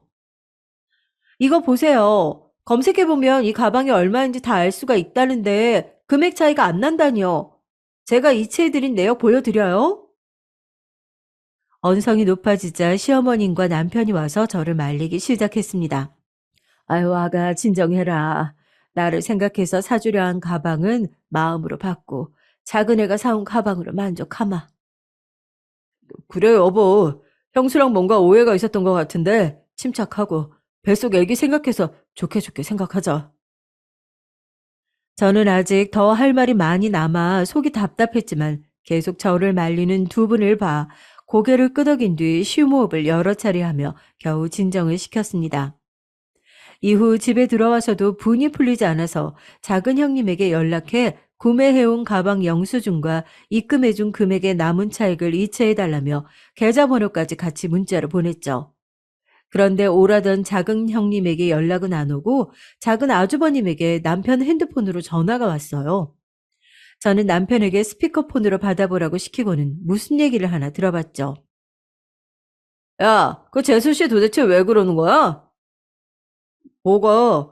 우리 와이프가 뭘 어쨌다고. 사오라고 부탁했던 가방 말고 더 저렴한 가방 사와서 남은 차액 이체해달라는 건데 뭐가 문제야? 야, 그 가방 금액도 별로 차이 안 나더만. 아, 그리고 재수 씨가 금액이 조금 남으면 그걸로 맛있는 거라도 사 먹으라고 했다던데? 야, 가족끼리 이제 와서 쪼잔하게 다시 돌려달라고 난리고. 아, 왜 그러는 거야? 듣는데 너무 황당하고 어이가 없어서 당장이라도 남편의 핸드폰을 뺏어들고 그런 적 없다고 소리치고 싶었죠. 애초에 부탁한 가방 금액에 맞춰 이체를 해줬을 뿐더러 남으면 맛있는 거라도 사 먹으라 했다니 저는 전혀 그런 말을 한 적이 없는데 안 봐도 작은 형님이 작은 아주버님에게 거짓말로 속인 게 분명하다 싶었습니다. 이후 제 눈치를 살피던 남편은 작은 아주버님에게 다시 연락을 하겠다며 전화를 끊었고 속상해하던 저를 토닥여 주었어요. 여보, 자익은 그냥 형수 심부름비로 줬다고 생각하자. 더 이상 연락봤자 여보 스트레스만 받고 우리 애기한테도 안 좋을 거야. 나도 형한테 더 이상 이런 일 없게 잘 말해볼게. 애써 위로해주는 남편에게 겨우 고개를 끄덕여 주었죠. 그냥 이번 일을 계기로 더 이상 형님들에게 무슨 일이 있어도 부탁 같은 거 하지는 말자 생각하면서 넘겼어요. 그렇게 시간이 흘러 저는 하나뿐인 제 딸을 낳았고 더할 나위 없이 행복한 시간을 보냈죠. 밤만 되면 울어대는 딸아이 덕분에 잠을 잘 못 자는 것 빼고는 말이죠. 남편도 육아를 신경 써서 해주었고 종종 친정엄마나 시어머님이 와 딸아이를 돌봐준 덕분에 산후조리도 짧은 기간 안에 큰 무리 없이 할 수 있었고요. 그렇게 딸아이가 두 돌이 될 때쯤 저도 일을 복직하기 위해 다니던 샵에 연락을 했어요. 아우, 어쩌지? 이 실장이 온다면 우리야 너무 좋지만 이미 우리도 사람을 다 구해서 자리가 영 안 나네. 안 그래도 이 실장 찾는 손님들 많아서 우리도 웬만하면 이 실장을 복직시키고 싶은데 대신 온 친구가 나이도 어린데다 금세 적응을 해서 자리 잡았거든. 그래서 당장 나가라고 하기가 좀 그렇네. 미안해, 이 실장. 10년을 넘게 함께한 샵이었기에 복직은 금세 가능할 거라고 생각했어요. 그런데 이미 사람을 구한 터라 자리가 안 난다 해서 그렇게만 믿고 있었더니 알고 보니 저를 대신해서 온 직원이 사장 언니 조카였다고 하더라고요. 역시 10년 넘게 일해준 직원도 남은 남이니 자기 가족이 우선이라 그거겠죠. 언제는 동생 동생 하며 남동생만 있던 제게 본인을 언니처럼 생각하라 했던 사장언니를 너무 믿은 제 잘못이었어요. 믿는 도끼에 발등 찍힌 셈이었죠. 이제는 저도 나이가 있고 기혼에 아이까지 있다 보니 제가 원하는 페이에 직장을 구하기는 꽤나 어려웠어요. 어떻게 할지 고민을 하던 저는 결국 제 샵을 차리기로 마음을 먹었답니다. 남편도 시댁도 친정집도 모두 좋은 생각이라며 옆에서 지지해 주었고 지금껏 결혼 자금 외에 야금야금 재테크하며 모아둔 목돈에 남편과 친정엄마가 조금은 보태준 덕분에 대출을 소액만 받고 샵을 차릴 수가 있었어요. 새로 지은 신축 상가의 대로변 바로 앞이고 역도 가까이 있어서 주변 시세보다는 월세가 꽤 나갔지만 무엇보다 집이랑 가까워서 좋았죠. 딸이 어리기에 집과 가까운 게 제일 좋았거든요. 인테리어 회사를 다니던 남편의 손을 빌려가며 가게 내부 인테리어는 적은 비용으로 완벽하게 해낼 수는 있었죠. 전체적으로 모던하고 차분한 분위기로 꾸며봤습니다. 전에 다니던 샵은 그저 화려하게만 했다면 제 샵은 좀 더 깔끔했죠. 베드와 기계들을 모두 구비하니 제법 구색이 갖춰져 보이더라고요.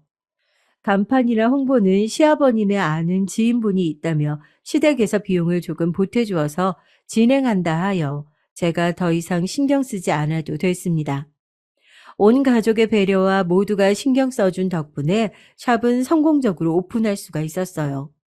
웬일인지 두 형님들도 개업 축하 화환을 보내주더라고요. 전에 시어머니 선물 일로 괜시리 서먹해져서 말도 쉽게 안 붙이고 거리를 둔 채 지냈는데 먼저 이렇게 화환도 보내주니까 괜히 미안하고 고맙더라고요. 그래서 저는 먼저 고맙다며 다음에 기회 되면 놀러 오라고 연락을 먼저 보냈습니다. 그 후 저는 꽤나 정신이 없었어요. 사람 구하는 것부터 일이었죠. 자리 잡을 만하면 조금만 힘들어도 그만두는 직원들이 몇 있었으니까요. 그래서 저는 전에 다니던 샵에서 함께 일하던 동생들에게 오랜만에 연락해서 근황을 물었어요. 제가 임신으로 육아휴직을 한 이후론 샵에 손님들이 조금씩 줄어들었다고 하더라고요. 예약도 하나 둘 줄어들기 시작해서 저번 달에는 월급도 밀렸다면서 다른 동생들 몇 명은 이미 관두었다고 곧 샵이 망해도 이상하지 않다면서 지금 있는 직원 몇 명도 당장 이직하려고 알아보고 있다며 꽤 안타까운 소식들을 들려줬죠. 그중에서도 제일 저를 잘 따르던 동생에게 스카우트 제의를 먼저 해보았습니다. 현주야, 내가 사실 최근에 사는 동네 근처에 샵을 오픈했거든? 나도 믿을 만한 직원이 좀 필요한데 우리 샵에서 일해보지 않을래? 페이는 신경 써서 챙겨줄게. 어머, 언니, 너무 축하해. 언니가 샵을 차린다면 좋겠다 생각했는데 실제로 일원해서 내가 다 좋다. 나야 불러주면 당장 가지. 그렇게 축하한다며 곧 대박 나는 거 아니냐며 제게 비행기를 열심히 띄워주던 동생은 며칠 뒤 저희 샵으로 와주었고, 이후 얘기를 전해들은 전 샵에서 함께 일하던 동생 2명이 더 저희 샵으로 이직을 했어요. 그렇게 직원들을 모두 고용해 정착시켰고 조금은 안정되어 가는 모습도 보였죠. 저희 동네는 서울 근교에 위치한 신도시인데 이것도 동네 장사에 해당이 안 된다 할 수 없어 손님들 한 분 한 분에게 신경을 안 쓸 수가 없었어요. 그리고 또 어찌아셨는지 전에 일하던 샵에 제 단골 손님분들이 저희 샵을 찾아주셨고요. 전에 다니던 샵과는 거리가 꽤 있어서 이곳까지 와주실 줄은 몰랐는데 너무 감사하더라고요. 오랜만에 보는 얼굴들인지라 저는 반갑게 맞이하였고요. 그 손님들은 다른 직원들한테 맡기지 않고 제가 관리해 주려 노력했죠. 금세 동네에 소문이 난 저희 샵은 규모가 꽤 큰 피부 관리 샵이었음에도 예약 시간대마다 꽉 채워 손님들도 바글거렸고 직원을 더 고용해도 베드가 모자랄 지경이었어요. 그렇게 바쁜 하루하루를 보내는데 샵에 익숙한 얼굴이 나타났어요. 전 샵 사장언니였죠. 저희 가게를 두리번거리더니 잔뜩 성이 난 얼굴로 제게 인사도 없이 다짜고짜 따져 묻더라고요. 이렇게 본인 샵을 차릴 줄은 몰랐는데 우리 샵 손님들이랑 직원까지 다 빼갔더라? 아니, 뺏어간 게 아니라 손님들이 알아서 찾아주신 거예요. 제 말에 사장언니는 어이가 없다는 듯 웃더니 제게 말했어요. 기막혀. 그것도 변명이라고? 아무것도 모르던 초짜 피부관리사를 10년 넘게 거두었더니 은혜를 이렇게 웬수로 갚아? 너 때문에 우리 샵 망하게 생겼으니까 책임져. 난데없이 찾아와 책임지라니 너무 황당해서 말이 안 나오더라고요. 이어 그 사장 언니는 제 머리채를 잡으며 너 때문에 망하게 됐으니까 책임지라고 소리쳤습니다. 저는 힘겹게 손을 뿌리치며 말했죠. 본인 샵에 문제가 있으면 본인부터 제대로 돌이켜 보세요. 괜히 엄한 사람 잡지 마시고요. 그래도 인연이? 결국 이 사장 언니는 제 뺨을 때렸고 전 돌아간 뺨에 손을 얹은 채 벙쪄 있었습니다. 이후에도 분이 덜 풀렸는지 카운터 위에 올려둔 인테리어 소품들을 하나씩 던지기 시작했어요. 그 광경을 지켜본 직원들은 곧바로 경찰에 신고를 했고 소품 몇 개가 깨진 뒤에야 경찰들이 찾아왔죠. 알고 보니 그 사장 언니는 혈중 알코올 농도가 꽤 높은 수치로 나왔었다 하더라고요. 다음날 가차없이 저는 그 언니를 고소했고 며칠 뒤 제게 그날은 미안했다며 화부해달라고 무릎 꿇고 빌었습니다. 자기가 술에 취해 제정신이 아니었다면서 자기 샵은 망해가는데 제 샵은 잘 되어가는 걸 보니 질투가 났다며 진심으로 용서를 구하는 그 언니의 모습에 저도 그간의 정이 생각나 마음이 약해지더라고요. 저도 10년이 넘게 몸담고 일했던 일터가 한순간에 문 닫는 걸 보고 싶지 않았기에 고소는 취하하기로 하고 그 언니에게 좋은 기회일 만한 제안을 하나 했어요. 바로 가맹점 라이센스를 주고자 함이었는데요. 변화되는 시대에 발맞춰 오래된 인테리어와 낡은 영업 방식은 벗어던지고 제 샵의 2호점으로 재탄생하는 게 어떤지에 대한 제안이었죠. 사장 언니의 실력이야 이 바닥에서 지금껏 버텨온 것만으로도 증명이 되었고 무엇보다 제가 이 언니에게 일을 처음 배운 거기 때문에 믿을만 했죠. 최근에 저에게 하였던 행동들만 봐서는 샵이 망하건 말건 신경 쓰지 않고 합의금만 뜯어내도 언니는 제게 할 말이 없는 거지만 저도 최근 들어 늘어나는 손님 수로 인해 점점 예약도 밀리고 있어 어떻게 하는 게 좋을지 고민하던 찰나에 예전 샵의 위치가 지금 샵과는 거리가 있기도 하고 옆 동네이긴 해도 지역조차 다른지라 해당 지역에서 불러올 수 있는 기대 수익도 있었고 전에 샵 위치 또한 대로변 옆에 오피스 상가가 밀집되어 있는 곳이기에 새로이 리모델링하여 잘 홍보한다면 언니도 저도 윈윈할 수 있는 길이라 생각되었어요. 제 뜻밖의 제안에 언니는 잠시 당황해하더니 자기가 무엇부터 시작하면 되는지 묻더라고요. 그 다음 일은 일사천리로 진행됐습니다. 기존에 쓸데없이 화려하게 장식되어 있던 금태 장식은 이제는 낡아 도금이 벗겨져 볼품이 없었고 제 샵의 분위기대로 모던하고 깔끔한 분위기로 탈바꿈했죠. 이제는 타 피부샵에서도 쓰지 않는 오래된 관리 기계들은 중고로 팔아넘기고 제 샵에 새로 들어온 기계들을 바꿔줬어요. 그 외에 여러 작업들을 거치다 보니 금세 새로운 샵처럼 바뀌었죠. 저희 샵 간판으로 교체까지 마치니 어엿한 2호점 같았어요.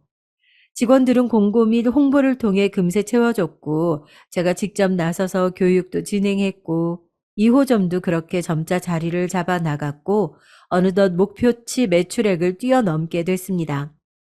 이후로도 항상 초심을 잃지 않고 손님 한 분 한 분 직접 관리하며 관리를 받는데 최고의 서비스를 받을 수 있도록 노력했고 그런 제 밑에서 애써주는 직원들이 있어서 저는 어느덧 연 매출 5억을 달성할 수 있게 됐답니다.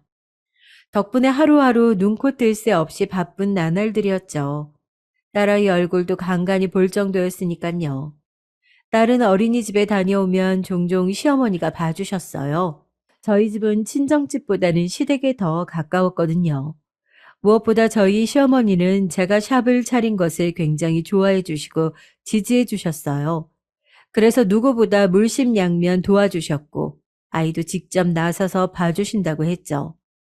그날도 어김없이 바쁜 하루를 보내고 집을 갔어요.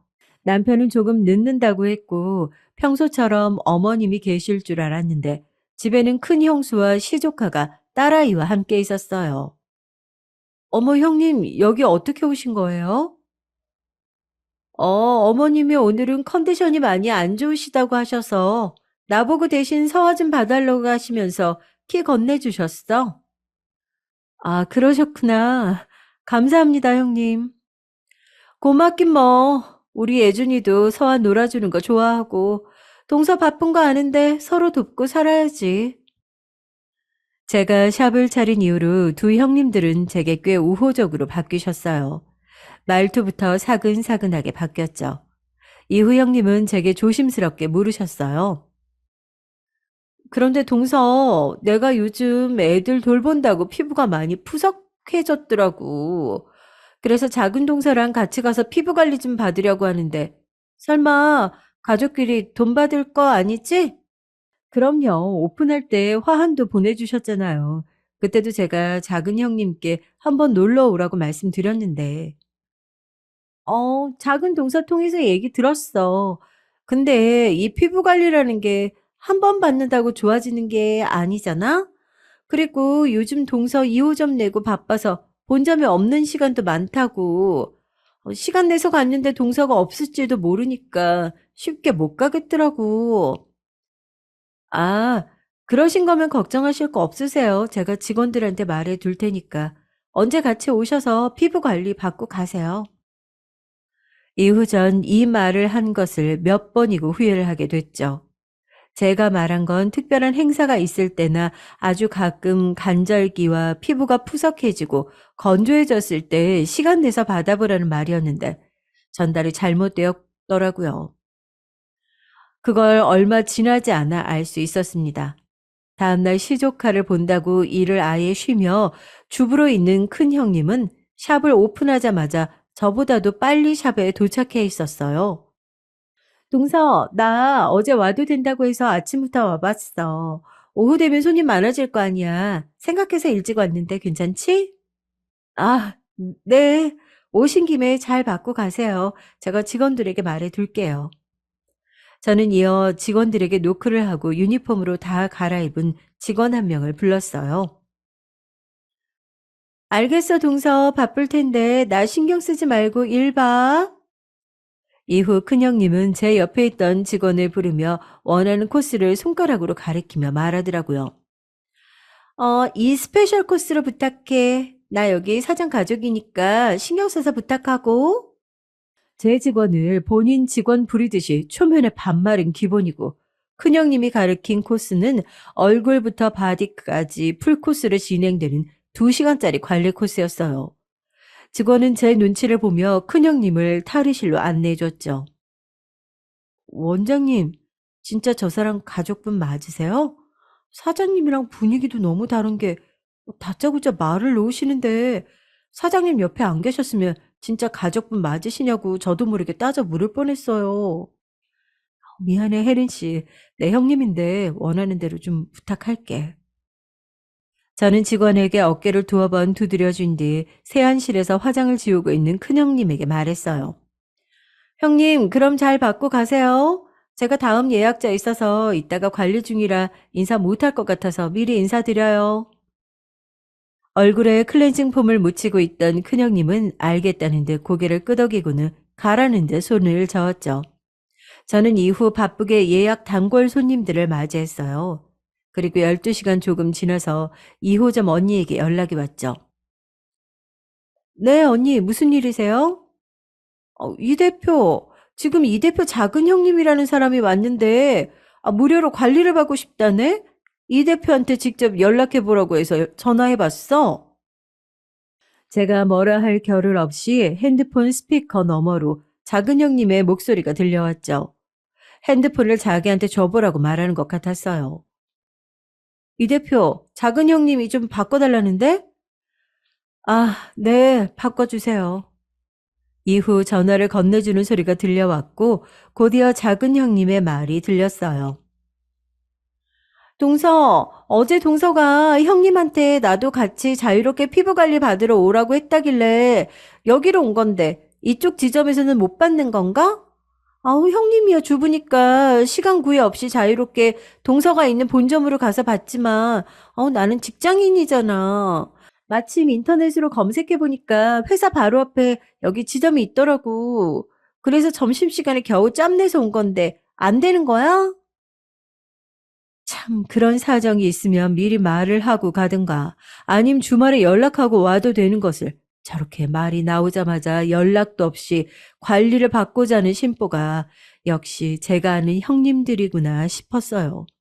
그리고 그동안 제게 보인 호의는 그저 본인들이 그만큼 이득을 취하기 위함이었다는 걸 뒤늦게 깨달아 버리고 만 것이었죠. 사실 이때까지만 해도 그걸 깨닫기 전이었어요. 그래서 저는 쉽게 거절하지 못하고 작은 형님에게는 제가 잘 말해줄 테니 바꿔 가란 식으로 얘기했죠. 그리고 다시 사장 언니를 바꿔달라고 했어요. 언니, 제 작은 형님 맞아요. 회사가 그 앞이라 점심시간에 잠깐 들른 것 같은데 죄송하지만 페이스로 40분 정도만 탄력적으로 좀 부탁드릴게요. 언니는 흔쾌히 알겠다며 전화를 끊었고 저는 작은 형님이 설마 제 본샵도 아닌 지점을 개념과 눈치 없이 오늘처럼 또 연락도 하지 않은 채 올까 싶었죠. 그리고 그 예상은 다음날 바로 깨졌답니다. 이 대표, 오늘도 점심에 작은 형님이라는 분이 왔다 갔는데 알고 있어? 그 후에 그나마 시간이 남아 한숨 돌리고 있는데 2호점 사장 언니에게 연락이 왔죠. 전화를 받자마자 언니의 목소리는 한껏 높아져 있었어요. 저는 몰랐다며 죄송하다고 말했고 언니는 전보다 진정되는 목소리로 말했습니다. 아니, 이 대표 가족이라니까 와서 관리를 받는 건 좋은데 오늘은 와서 굳이 얼굴뿐 아니라 바디까지 관리를 받고 싶다고 해서 1시간 넘게 바디까지 다 받고 갔어. 그것까지도 그러려니 하겠는데 어제 관리해준 우리 애한테 왜 본인 의사는 물어보지도 않고 얼굴 관리만 해줬냐며 화를 냈다는데 그건 좀 아니지 않아, 이 대표? 정말 이렇게 얼굴이 화끈거릴 수가 없었어요. 제 가족이라는 작은 형님이 그런 민폐를 끼치다니 제가 다 낯이 부끄럽고 작은 형님에게 화가 나더라고요. 정말 죄송해요, 언니. 제가 다 부끄럽네요. 작은 형님에게 제가 잘 말해서 그런 일 없게 할게요. 그 직원분한테도 너무 신경 쓰지 말아달라고 미안했다고 말 좀 전해주세요. 저는 너무 열이 받아서 당장이라도 작은 형님에게 연락해 일에 대해 사실이냐며 따져 묻고 싶어 전화를 걸었지만 근무 중이라 그런지 전화를 받지 않더라고요. 그래서 장문의 메신저를 남겼죠. 간단히 내용을 요약하자면 어제 오늘 다녀간 지점은 말 그대로 제 샵의 가맹점이지 제 샵이 아니니 연락 없이 찾아가는 일은 없었으면 좋겠다는 말과 어제 페이스 관리만 진행하라 시킨 건 바로 제가 그런 거였으며 점심시간에 겨우 시간 내 찾았다길래 형님을 생각해서 그렇게 부탁한 거였고 직원들은 저나 그 지점 사장님도 함부로 못하는 소중한 사람들이니 앞으로도 대하는 데 있어 주의해달라고 말이었죠. 더한 말로 도대체 개념이 있는 거냐며 따지고 싶었지만 최대한 참아가며 점잖게 말했습니다. 이후 제 메신저를 확인한 작은 형님은 정말 제 얘기를 알아들은 건지 모르겠지만 알겠다는 대답만을 남겼죠. 퇴근 후 집에 가니 오늘은 어머님이 유치원에 다녀온 딸아이를 봐주고 계셨어요. 어제는 남편이 일찍 퇴근해 딸아이를 봐주었기 때문에 어제도 시어머님을 뵐 수 없었죠. 전 그제 큰형님이 어머님 컨디션 안 좋다고 했다는 말이 떠올라 뒤늦게 안부를 여쭈었어요. 어머님 오늘도 서와 봐주셔서 감사해요. 감사는 무슨, 내가 좋아서 하는 건데. 막내 아가 너야말로 일한다고 수고했다. 수고는요. 그나저나 어머님 몸은 좀 괜찮으세요? 그저께 컨디션 안 좋다는 얘기 큰형님한테 들었는데 제가 진즉에 안부를 여쭙는다는 걸 이제야 물어보네요. 아유, 그럼 멀쩡하니 걱정 안 해도 된다. 그저께도 내가 괜찮다는데 굳이 큰애가 자기가 가겠다고 하더라고. 내 안색이 안 좋아 보인다나 뭐라나. 제가 큰 형님에게 들은 말과는 다른 얘기였습니다. 분명 어머님이 먼저 컨디션이 안 좋아 대신 봐달라며 카드키를 주셨다고 했는데 의아했죠.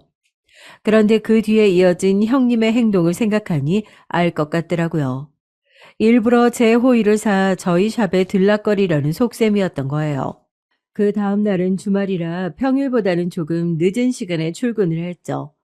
주말에는 딸아이가 어린이집을 가지 않기 때문에 보통 오전에는 가족과 함께 하고 오후 늦게 출근을 하거든요.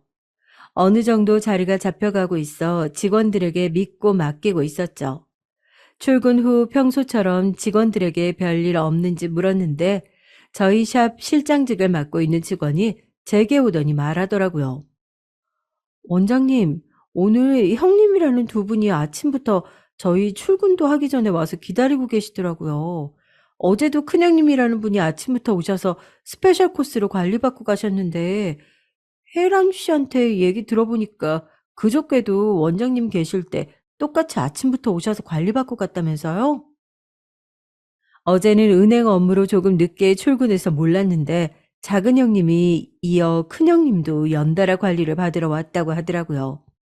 작은 형님은 2호점에 찾아가지 말랬더니 바로 본점으로 찾아오는 꼴하고는 심지어 오늘도 둘이 나란히 와서 관리를 받고 갔다니 정말 두 형님 하는 꼴이 기가 막히더라고요. 그리고 뒤이어 직원이 말을 이어갔습니다. 사실 오늘 두 분이 오셔서 관리받은 걸 원장님께는 말하지 말아달라고 하셨거든요. 심지어 혜란 씨한테는 원장님한테 언제 쉬는지도 물어봤다고 하는데 아무래도 원장님께 말씀을 드려야 할 것 같아서요. 저한테 온 거를 비밀로 해달라는 말에 이어 언제 휴무인지 스케줄까지 물어본 것이 앞으로 제 눈을 피해 자유롭게 와서 관리를 받겠다는 말로 들리더라고요. 이대로는 안 되겠다 싶어 전 직원에게 말했죠. 잘했어요, 조 실장. 일단 어제랑 오늘 둘이 관리받은 내역 모두 사용료 비용 처리해주고요. 혹시라도 나중에 영수증 끊을 수 있게 날짜랑 시간, 금액 모두 꼼꼼히 적어줘요. 앞으로도 오면 나한테 별도로 보고할 거 없이 영수증 처리하고 부탁 좀 할게요.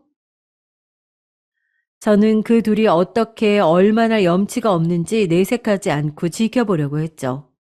그렇게 6개월가량 그 둘은 제 샵을 뻔질나게 들락거렸고 한 번은 본인들 친정엄마까지 모셔와서 관리를 받았습니다. 시간이 지날수록 제가 있건 없건 여의치 않더라고요. 그리고 선을 3개 넘는 사건이 발생했어요. 여느 주말이었죠. 평소처럼 오전에는 밀린 집안일과 육아를 하며 시간을 보내고 있었고요.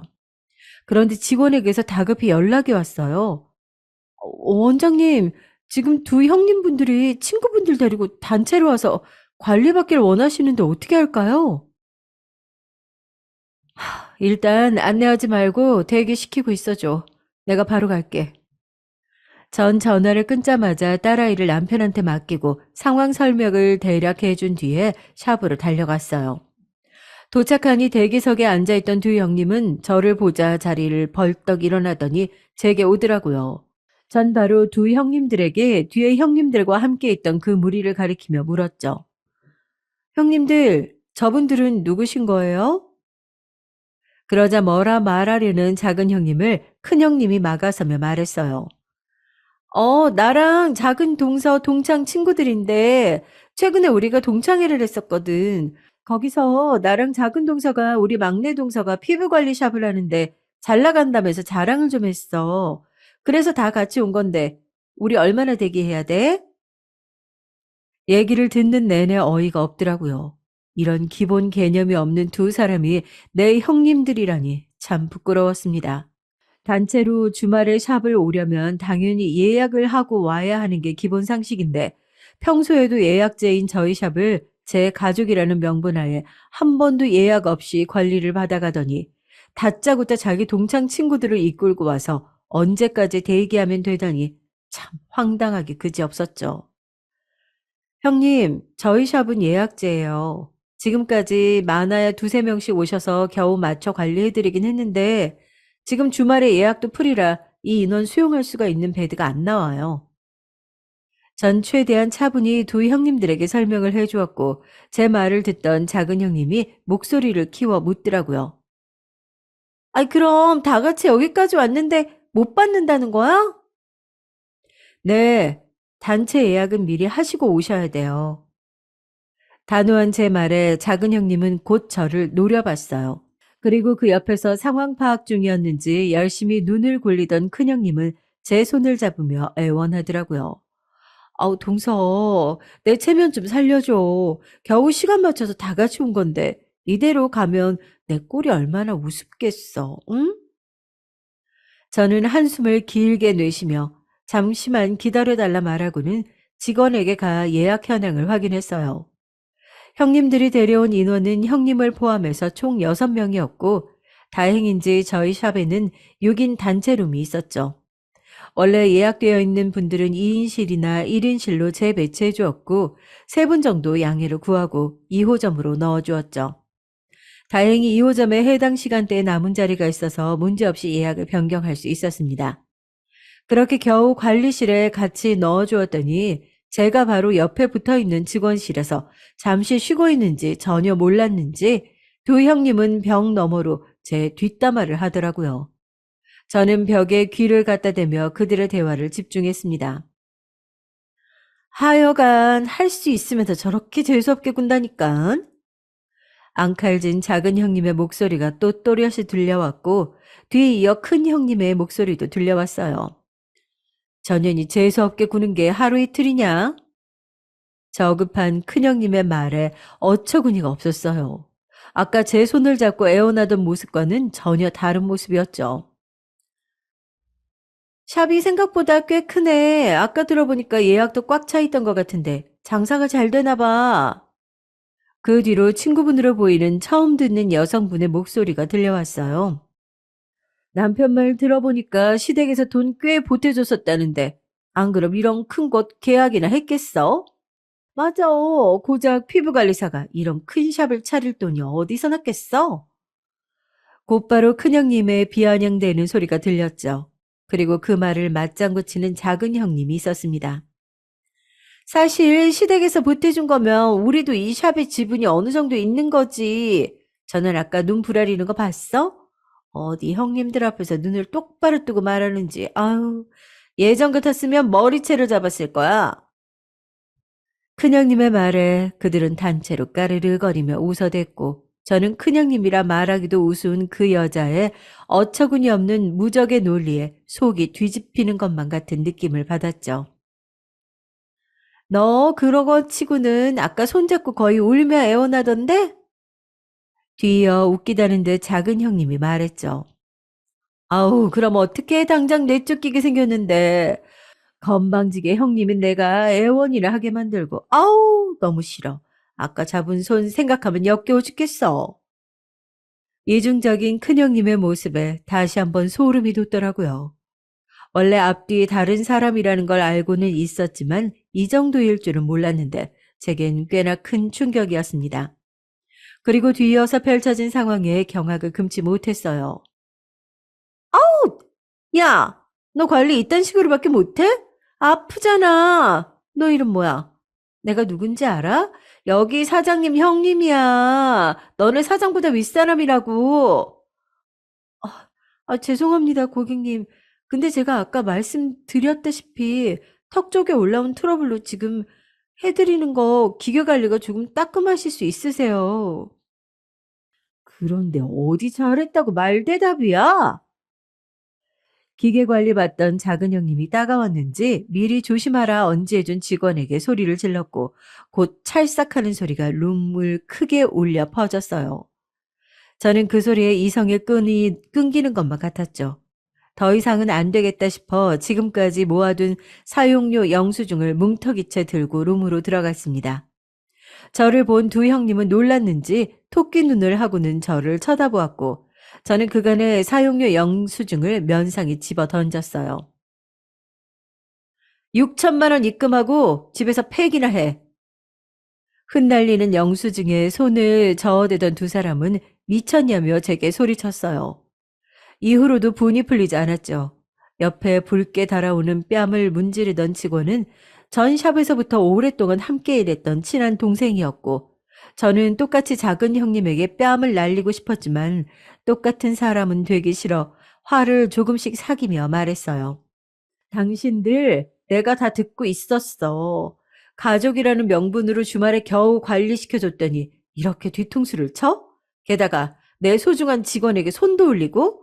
이거 다 CCTV 찍혔어. 6천만 원 입금 안 하면 법적 조치 취할 거니까 그리 알아. 그리고 관리는 오늘로 끝이야. 너희들은 관리도 그만 멈추고 다음 예약까지 쉬어. 앞으로 내 샵에 발붙일 생각도 하지 마.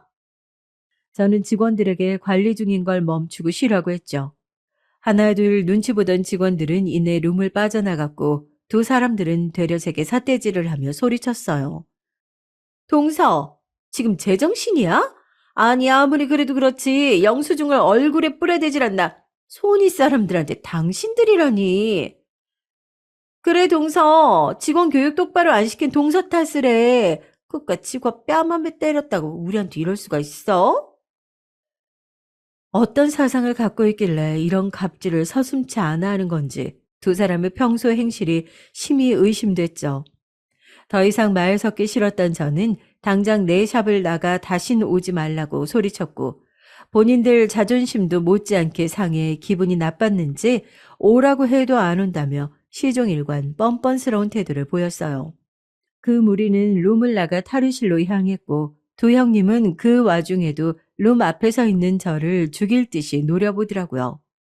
이후 저는 곧장 시댁으로 달려가 이 사실을 시부모님께 알려드렸습니다. 지금까지 저희 샵에서 받았던 관리 내역과 CCTV와 연동된 핸드폰 어플을 켜 아까 전에 영상까지 모두 보여드리니 시부모님도 경악을 금치 못하시더라고요. 아유, 내가 다 부끄럽구나. 아무리 못 배워 먹었어도 유분수가 있지. 어찌 저런 천박한 짓을. 시아버님도 두 형님에게 노하셨는지 보여드리는 영상 속 두 형님을 가리키며 혀를 찼죠. 뒤이어 시어머님은 제 손을 잡으시며 대신해서 사과하셨어요. 아휴, 저런 것들을 내 며느리라고. 내가 참 면목이 없구나. 미안하다, 막내 아가. 그 직원한테도 미안하다고 좀 전해주렴. 아니에요.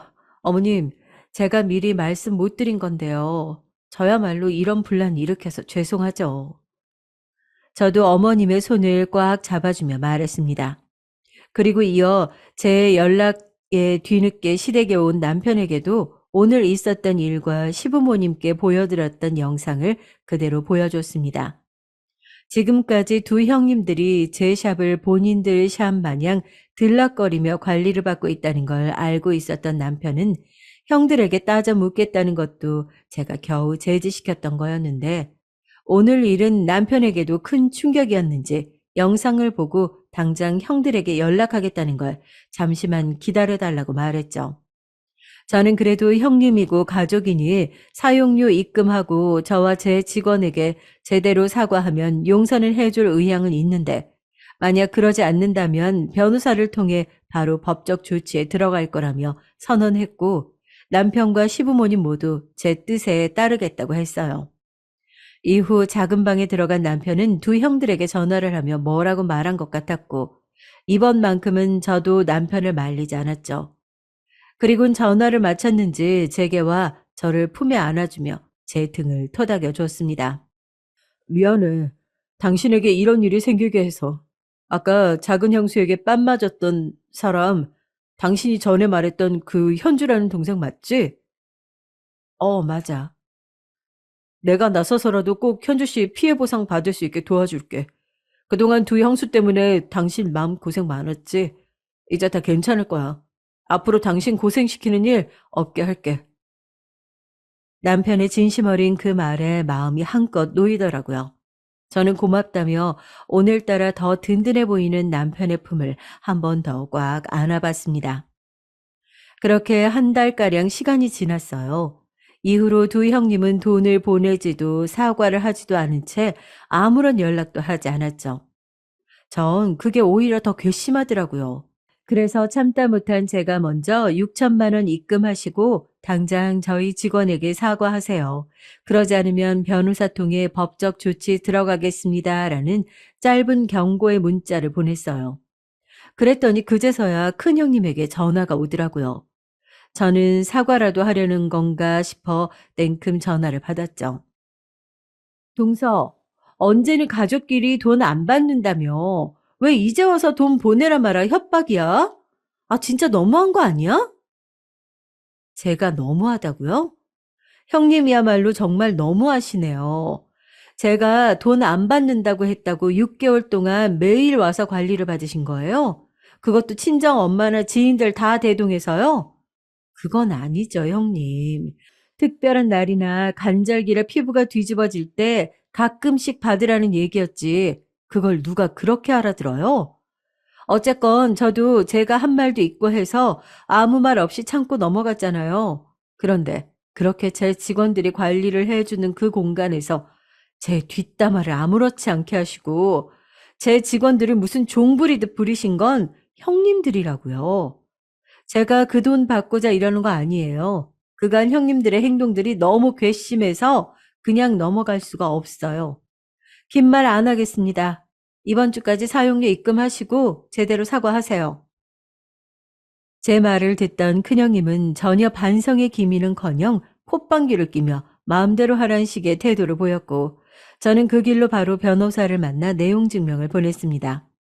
죄목은 많았죠. 손해배상에 업무 방해, 직원에게 한 폭언과 폭행까지 CCTV 증거 자료까지 있어 변호사는 고소하는데 전혀 문제가 없다고 했습니다. 그리고 내용 증명을 받은 두 형님은 그제야 제게 사과를 하더라고요. 그것도 전혀 성의라고는 찾아볼 수 없는 전화로 말이에요. 동서, 내가 정말 미안해. 근데 내가 이런 큰돈이 어디 있겠어. 예준이 학원비도 빠듯한데 좀 봐주면 안 될까? 이 와중에도 그저 봐달라고만 하다니 도대체 진정성이라곤 찾아볼 수 없는 그 사과에 저는 더 이상 들을 가치가 없어서 전화를 확 끊어버렸죠. 작은 형님의 사과 전화도 비슷한 맥락이라 전 그 사과를 받지 않았어요. 그리고 다음날 두 아주버님과 형님이 다 같이 제 샵으로 오더니 무릎을 꿇고 빌더라고요. 재수 씨, 우리 와이프 이렇게 철이 없어. 지금까지 그렇게 비싼 관리를 받아왔으면서 뻔뻔하게 뒤에서 재수 씨 험담이라 하고 내가 옆에서 제지를 시켰어야 됐는데 미안해요, 재수 씨. 당신 어서 재수 씨한테 사과 못해? 작은 아주버님이 먼저 입을 열어 제게 사과하더니 곧 옆에 있던 작은 형님께 소리쳤죠. 미안해, 동서. 내가 이렇게 빌게. 우리 좀만 봐주면 안 될까? 작은 형님도 이어 사과하고 두 손을 모아 비는 신용을 하더니 한 번만 봐달라며 애원하더라고요. 그리고 큰 형님도 제 손을 잡으며 말했어요. 그래. 막내 동서한테 우리가 너무 염치가 없었어. 나 정말 반성하고 있어. 그러니까 그 사용료 조금만 할인해 주면 안 될까? 이어 큰 아주버님도 몸을 일으키더니 90도로 고개를 숙이며 제게 부탁했어요. 내가 앞으로 와이프 단속 잘할게요. 사용료를 조금만 깎아주면 내가 바로 입금해 드릴게. 이렇게 부탁해요. 저는 남편과 상의해 보겠다고 말한 뒤 그들을 일으켰고 작은 형님은 그때 뺨 때린 제 직원에게 다시 한번 무릎을 꿇고 사과했어요. 그들의 사과와 행동들이 모두 진짜라 믿기진 않았죠. 또 언제고 두 형님은 뒤에서 제 험담을 하겠죠. 하지만 제게는 저를 진심으로 아껴주는 시부모님과 든든한 제 조력자 남편이 있어 더 이상의 분란을 일으키기 싫었어요. 하여 사용료를 10% 감면해 주기로 합의를 받고 이후 두 형님은 제 앞에서 찍소리도 못하게 됐습니다. 그리고 받은 합의금은 두 형님들 때문에 애써주었던 저희 직원들에게 일부 나누어 보너스로 지급했고 작은 형님에게 뺨 맞아 고생했을 동생 현주에게 조금 더 보태 보너스로 챙겨줬죠. 이후 제 샵은 다시 평화를 찾을 수 있었습니다. 어느 분들은 제 얘기를 듣고 사이다라며 좋아하실 수도 있고 반대로 답답해 하실 수도 있을 것 같아요. 하지만 저는 제가 행한 처사를 후회하지 않아요. 미운 두 형님도 가족이라면 가족인데 법정에서 싸우고 시간 할애하며 힘쓰고 싶지 않았거든요. 현재 제 가정은 너무나 화목하고 저는 그걸로 만족합니다. 무엇보다 제 소중한 사람들이 곁에 있어 하루하루 행복한 나날들을 보내고 있고요. 제 사연 읽어주시는 분들 모두 가족 간의 평화와 행복이 가득하시길 바랄게요. 지금까지 제 긴 얘기 들어주셔서 감사합니다.